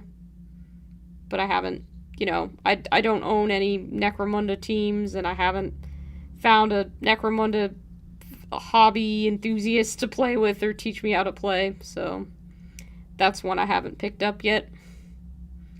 And that's all. Oh, no, wait, Warhammer Quest. So I have Cursed City, and I know that's its whole own drama thing. Haven't actually gotten the chance to play Cursed City again, just because I don't know anyone who wants to play or is interested.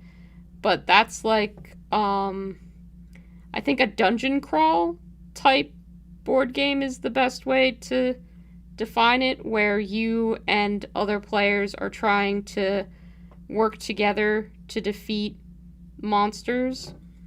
And that's the, Warhammer Quest Cursed City is an Age of Sigmar setting. I know they have Blackstone Fortress, which is the 40k version of that, and is a different future setting. And that officially, I'm gonna say now, is all the Warhammer board game products or miniatures game products that I myself personally am aware of, and the differences between them. Thank you for that question, Olivia. That was like a pop quiz that I was not prepared for. I'm sure I forgot like 3 or 4 in there. I'm glad it was interesting.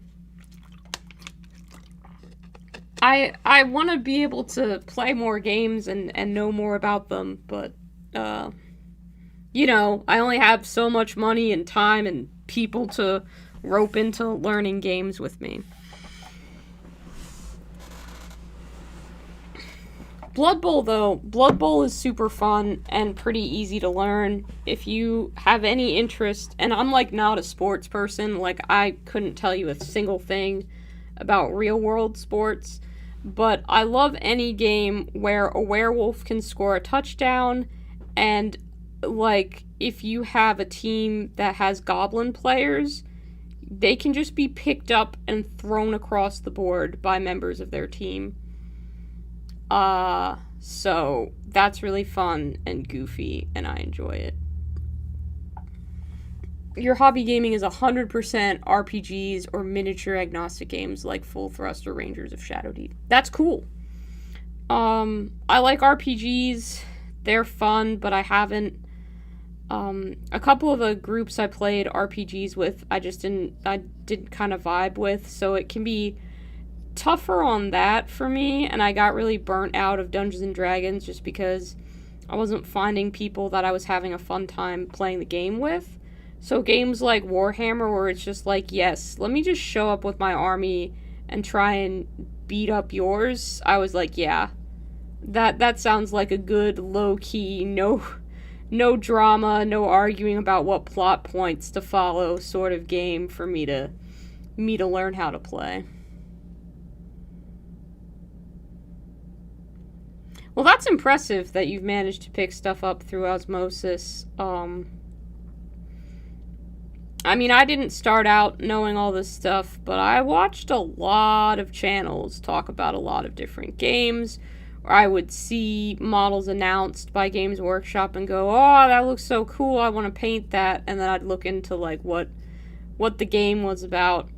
Really disappointed, honestly, to find out Underworlds involved cards, because I love so many of the models, and, like, they have a Cruel Boys team, for Underworlds that I want to paint, but I haven't purchased because I'm like, not gonna actually play the game, so I don't want to buy the starter set, because then I'll have all the rules and the chunky stuff, the boards and all just laying around, and I won't know what to do with all that.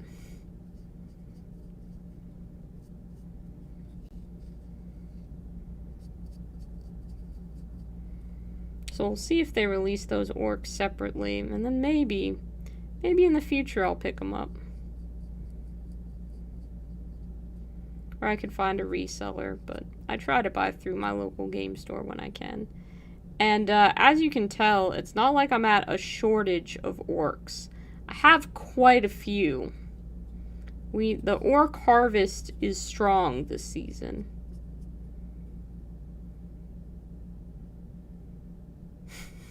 Oh, well, I mean, that's fair. I can understand why you think that. And there are, I mean, for good reason.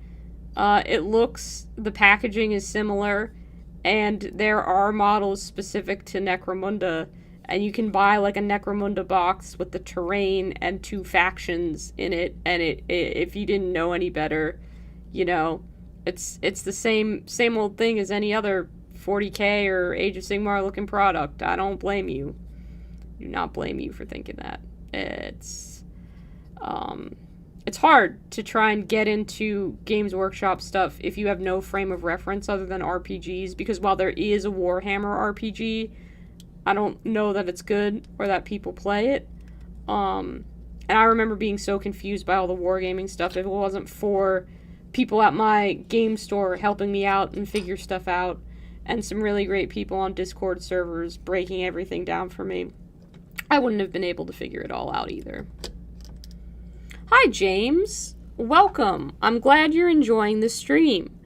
Olivia was kind enough to give me a pop quiz on every single Games Workshop product out there that I could recite, so I've been talking about games that I don't play.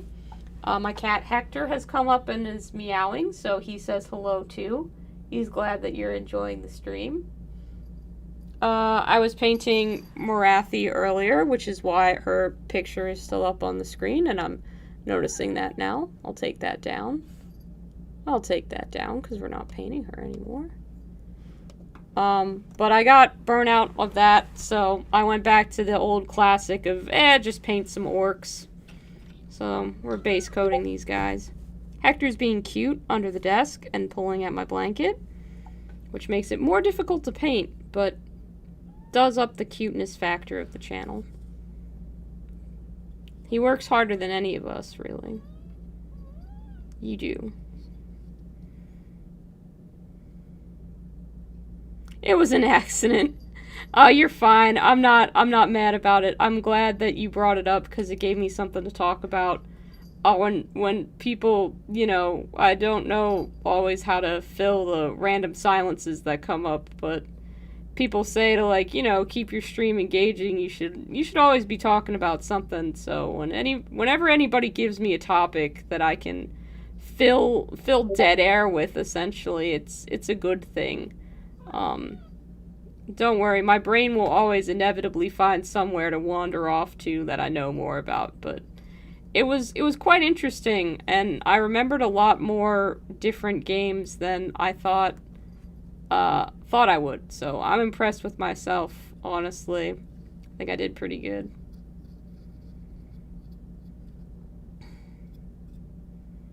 But I do remember when getting into Warhammer, I found it extremely confusing, and did not have a good time. Oh, I didn't even notice that this guy's got a melty head on his belt. I'm not a big fan of the, like, severed heads and stuff that a lot of these orcs have.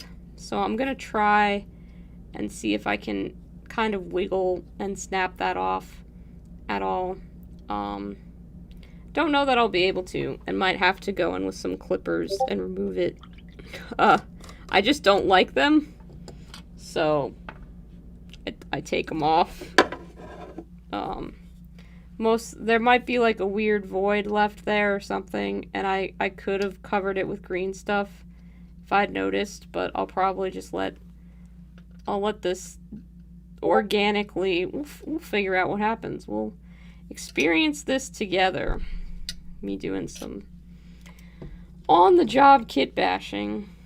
I know that they're cruel boys, but my boys don't have to carry around the severed heads of their victims. I just don't vibe with that personally. I think it's weird. Skulls, I'm fine with, but the, like, melting heads with hair on them, I can't stand. So he's gonna have to lose this one. A hobby knife, yes, would probably be safer and better, but I have clippers right to hand, so we're gonna desecrate some plastic live on air. Don't look at this too seriously. Maybe I can just mash this up until it doesn't look like a head anymore. But I don't know what else he'd be carrying on his hip. We might make him a little green stuff pouch to fill the void once I get this cut off. They're cruel boys, but that doesn't mean that they have to be crass boys. Exactly. Exactly. I'm trying not to break my clippers, because I've definitely snapped clippers by forcing them through something they did not want to cut before. And I'm getting a good deal of resistance. There we go. There we go. Cut right through that.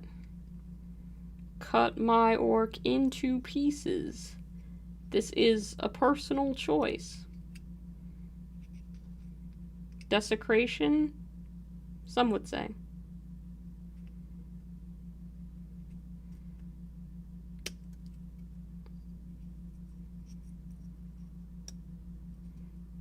Okay. Yeah. Let's give him a little green stuff pouch to kind of cover up that hole. Got some green stuff right here. My sculpting abilities are lacking, to say the least, if I'm honest. But we do what we can to make them cruel boys but not crass boys. I quite like that, actually. I may steal that. Okay, Hector, I will ask permission. I would never steal anything. You're quite right. You're quite right. You also do not get to eat green stuff, because it would not be good for you. So I'm going to mix up the smallest possible amount of green stuff. And then just give them a little belt. Thank you. I appreciate that. If I end up saying that in a video, that'll be fine. Although I have been trying to just not make videos of me painting my, and I'm not counting, like, streaming, but, with painting, for YouTube, I definitely have to, like, make sure that things are in focus. I have to be set up. I have to remember to record for each color, things like that. My phone battery and storage won't last long enough that I can just record for the entire time that I'm painting and store that on my phone. Like, it's fine for streaming because it's not being stored, it's just being streamed. But if I were to have like 3 hours of footage, it wouldn't work on the current kind of jank setup that I have, so I really have to start and stop and have a bunch of different cuts and clips. And it's not a kind of like organic way to just let painting flow for like an army. And with these Cruel Boys, I wanted to make sure that I had fun the whole way through, and making sure that I didn't have to stop and start if I didn't want to or anything like that. So just wanted like a fun, this is for me kind of project, if that makes sense. So although this is the army that I'm probably the most passionate about and have worked the hardest on, it's one I'm very unlikely to put into a video. I'll probably do like an army showcase or something like that, just to be like, hey, these are my cool models that I painted. But there won't be any tutorials on how to do this because I wanted to have fun the whole way through and not stop for anything or anyone. I mean, please tell me that looks like a pouch on his hip and not a tumor. It fills the space, right? That's fine. This is believable as a sculpting detail, right? Even if it's wrong, we're gonna say it's right. It doesn't have to be perfect, it just has to not stand out as weird.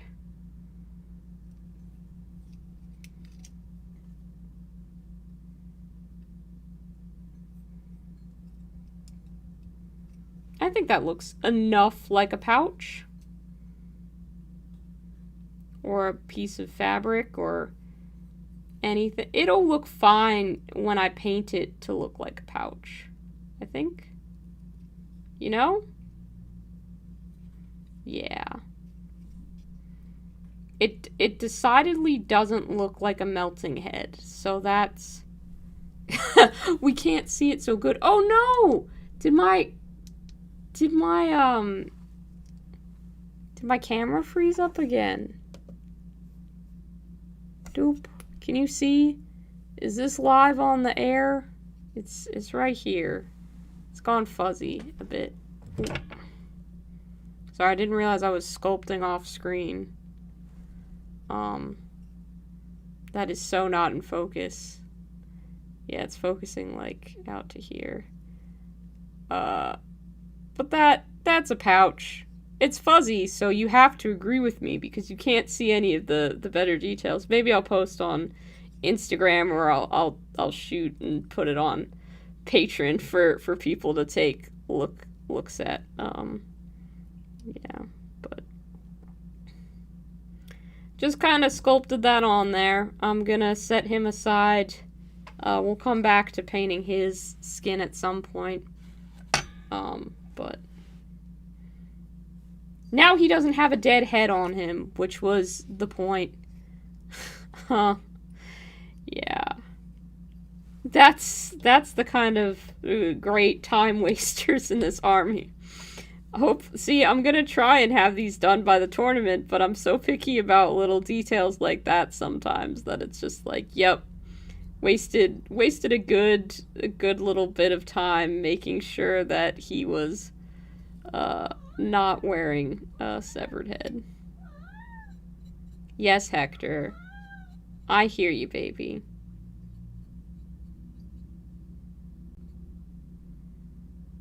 Do I have a link to my Patreon somewhere? Yes, it is linked to my YouTube channel, but I will also put it in the chat. Just give me a second there. Patreon.com/sugarcandyminiatures is the Patreon. But I will get a link.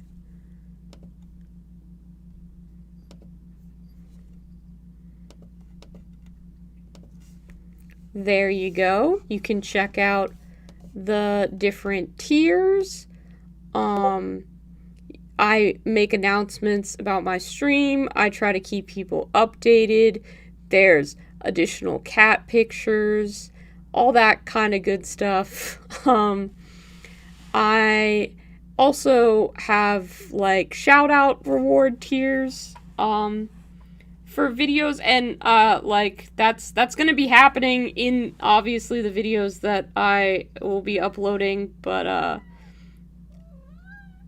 my patrons have all been very kind and patient and understanding as I kind of kept them updated that I was moving and things like that. So I have definitely some shout outs to give in my next video, which is so exciting. But I feel a little bit bad that I haven't done one because everybody's been so kind and waiting, but I'm like, you deserve the reward that you paid for. So I'm gonna make sure I get a video out in the next 2 weeks so that I can make good on those promises and have my regular audience who isn't here for the streaming content, completely understandable, so that they can get. Yes, Hector. Yes. We're gonna make sure we give our patrons shout outs, and you can help with that because you are so talkative. I will make Hector say, ow. Do not have to scratch me. I am right here, sir. Do you want more camera time? Is that it? Are you being a ham again? You are? You want to be an internet celebrity? Is that it? You're cute enough to be one. I'll give you that. Hog in the limelight. Thinks it's his show. I mean, he's not wrong, but... yeah, if you're lucky, I'll be able to get some audio of Hector meowing when I read out the patron names. So not only will they get their names in lights, but also a cute cat will be meowing at them. So what more could you want? So much meow. You have to understand. He gets when I'm at work and can't talk back to him, but pretty much any time that he feels like he needs attention, he will come have full-on little meowing conversations with me. And some of my friends are like, you know, you could probably train your cat to not do that. And I'm like, I probably could. But consider if I trained my cat to do this, because I enjoy his little beeps and little burbles and having someone to... to interrupt me and have a back and forth with. And he's so adorable. I've never met a cat this talkative before. Yeah, you're a special boy, Heck. Very special. Goober says you have so much meow and gave you a crying emoji. How does that make you feel? Is that so? Yes, sure. Scratch the wall under my desk. That you're gonna get so far. Love the little beeps. Yeah, his little beeps. He sounds like Blue from Blue's Clues going burr, burr, burr, burr, sometimes. And I'm just like, yep, that's my boy. Little Beeps is actually a nickname that I gave to him because he made so many little beeps. We call him Little Beeps. I call him Little Squeaks. He's just the cutest little man. I love him. Lobster has been loafing this whole time, but he's quieter, generally speaking. He was meowing at me today because their water bowl had gotten low, and he was like, I cannot possibly drink from the bottom of the water bowl. I need it filled with more water. So that was his concern. And then once that water problem was remedied, he ceased to be talkative about it. He was like, my concerns have been answered. Our transaction is complete. I will return to being a loaf somewhere else. Which is what he's doing now. I don't know if it'll focus too well, but I can get a shot of him for the good people of the internet. Get him over there. There he is. There's the boy. Sleepy, loafing, having a good time. Yep. That's Lobster. Lobster Thermidor. Ugh. But they're both cute, and I love them both. And they cuddle with me at night, and it's very sweet. If extremely warm. Sometimes you gotta have the fan going in the winter in your room, because there are two cats that just suck all the heat up into their warm little bodies and make it a proper sauna. It's intense. Yes, Lobster Icon is correct. Hector, for the record, is named after Hector Barbosa from Pirates of the Caribbean. So, it's not like he has a normal quote-unquote name either.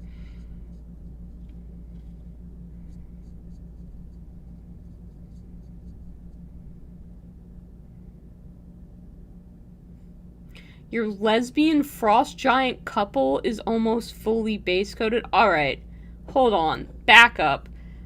You did not tell me that was what you were painting. Or maybe you did, and I either didn't see it, or forgot, or had a moment. But why have you not tagged me in a post with that? I want to see a lesbian frost giant couple. That is content I am absolutely interested in. 100%. Send that to me somehow. Thank you so much for being here. I had a lot of fun talking with you. This is probably gonna be the last one for this week, the last stream, because I've got to actually record video for, a video. But I'll be back next week with more madness, for sure. And I hope to see you back again sometime soon. Thanks for spending some time with me. I really appreciate it. You have a good night. And yes, show me the frost giants. I want to see them.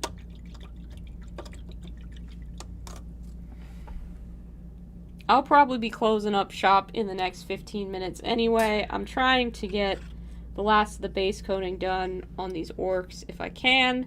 Just so, I have that accomplished. And then we did some good work on the snake lady today. So, gonna see if I can finish out the base coat. And then I will take my very demanding cats over to the couch and we will try and see if Hector will be interested in a new show before we then go to bed. That'll be the order of events there.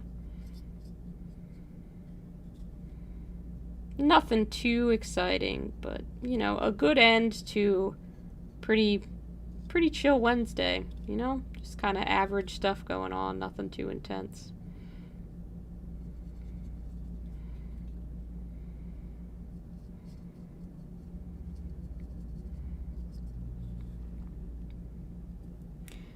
Anytime. Next time on the stream, I'll try and see if there's any Warhammer games that I forgot that I can tell you about, because I'm sure there's one or two that I just blanked from my memory. And if I remember them, I'll let you know.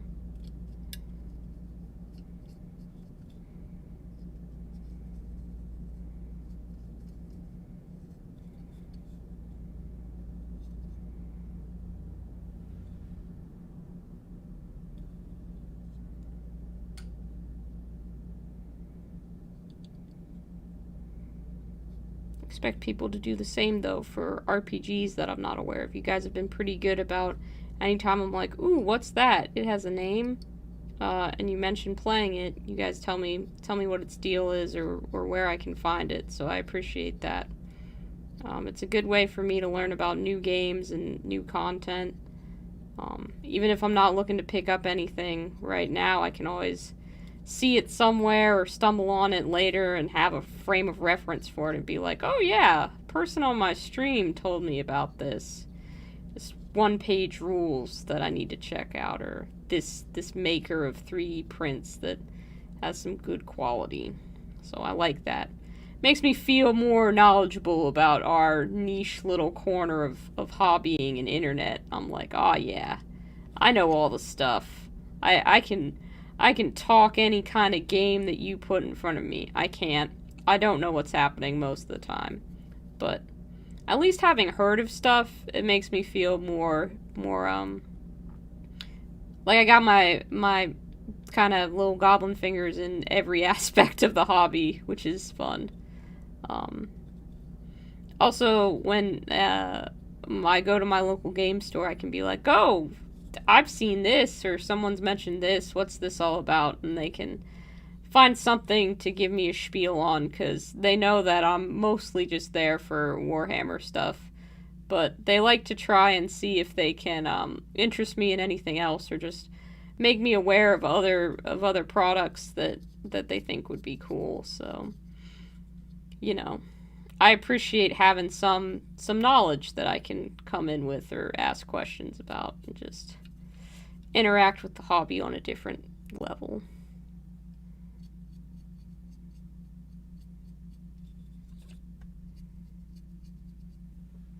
We're getting there. He's almost done, and then I have one more orc to finish the skin base coating on, and then we gotta circle back to the guy who needed some green stuff work and hope that our green stuff is dry enough that I won't knock it with my elbow or something like that and completely damage all of the hard work that I put into that. Times like these, it would be great if I knew how to use an airbrush, because then I could just, go in and zap all the areas that needed zapping and get back out again. Not have to worry about, damaging green stuff. Then again, I could have, thought about finishing the base coat before I leapt into solving a problem with green stuff. But again, that would require some amount of forethought and remembering to edit a model, which absolutely wasn't going to happen. Let's be real. If I didn't do it in the moment, it was just going to sit there, and then I'd get all the way halfway through painting a model, realize it had a head, and be like, oh man, I either got to decide to live with this and have him be an exception in my otherwise perfect, cruel but not crass army, or I gotta fix it when it's a bigger problem. So it's good that I even noticed it, and we took care of it. Bada bing, bada boom.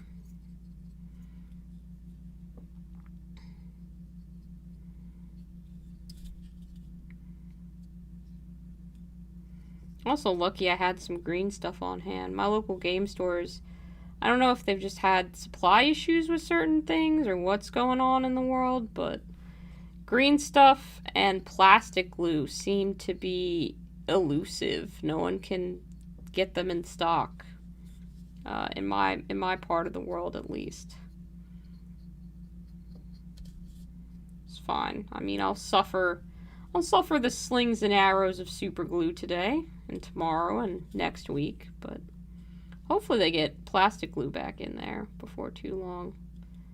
It makes a real difference comparative to super glue as to how enjoyable the hobby is, assembly wise. I don't know if I'm gonna be assembling more miniatures anytime soon, but there's a small possibility that I may have to. And if I do, I would prefer so much to have plastic glue and not super glue. It'd be so much nicer for me.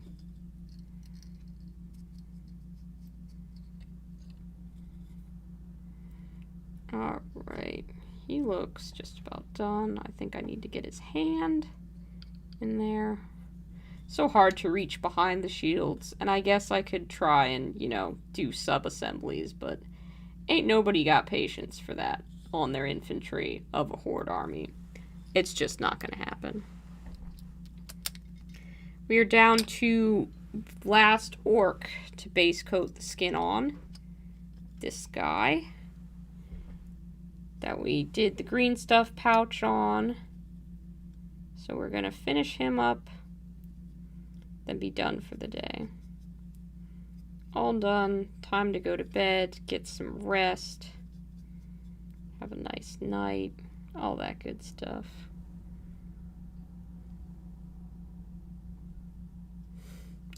Plastic glue doesn't work on resin. Yeah, that's true. And yeah, with the printed minis, there's much less assembly. Sometimes there's a little bit or two. And I don't know how hard cleaning the supports off of 3D prints can be. I haven't really had to experience that all too much because when I order 3D prints, they just come, you know, without the supports on them, which is really convenient for me. I don't have to do any of that. But for playing in GW tournaments and stuff, and sometimes at local game stores, I can be not the best about 3D printed parts. So taking supports off is usually super easy. Okay. That's good. Evil Anno, you're back because you can't sleep. Oh no. Now it's got to be like almost 5 o'clock there. You poor thing. I'm sorry that, you know, whatever's keeping you up is keeping you up.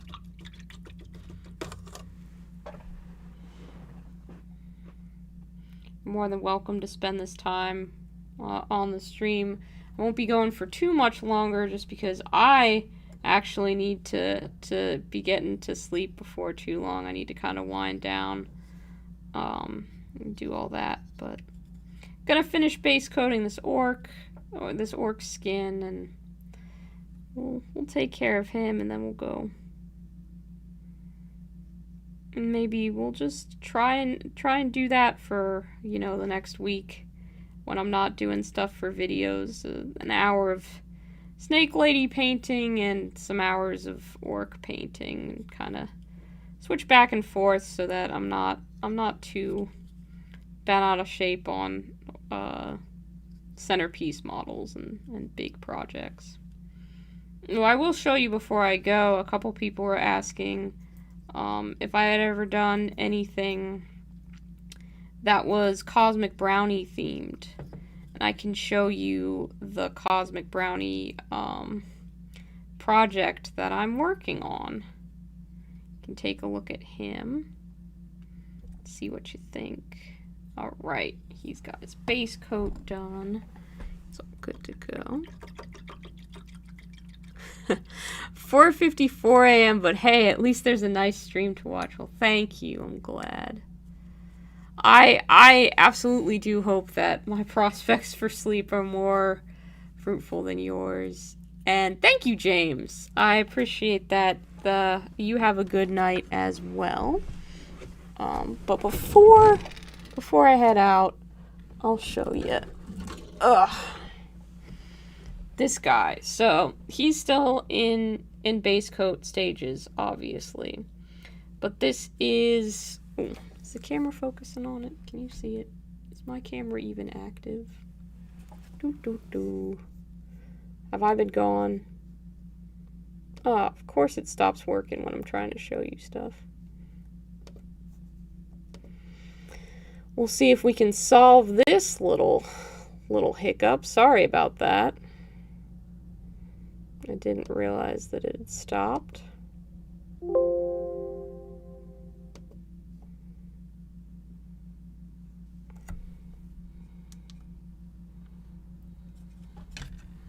Try and get it back online just so I can show you this before I head out. If it takes longer than 3 minutes, I might give up on it and go to bed, but I'll give it a try to solve the problem first. Try some troubleshooting. There we go. Okay, we're back. Sorry about that. So this is the Cosmic Brownie inspired one. As you can see, his clubs are cotton candy colored because the shape was just too perfect for me to resist, but he has all these nice little cracklies sculpted into his skin that I'm gonna do with the different sprinkle colors on a Cosmic Brownie. And he's gonna be a giant Cosmic Brownie troll. I've got the orc on top of him with my classic orc colors. He doesn't have any magic, so he's not wearing anything too fancy in terms of my orcs, but I might give his pillow in the back checkers because he's still kind of important. But yeah, that's the Cosmic Brownie inspired one because a couple people asked for that. Alright, but that is going to be the end of the stream. Thank you all so much for joining me. I'll be back probably next week, barring any sort of, major tiredness or burnout or anything like that. So, thank you all so much for joining me, and I hope you guys have a really great rest of your week.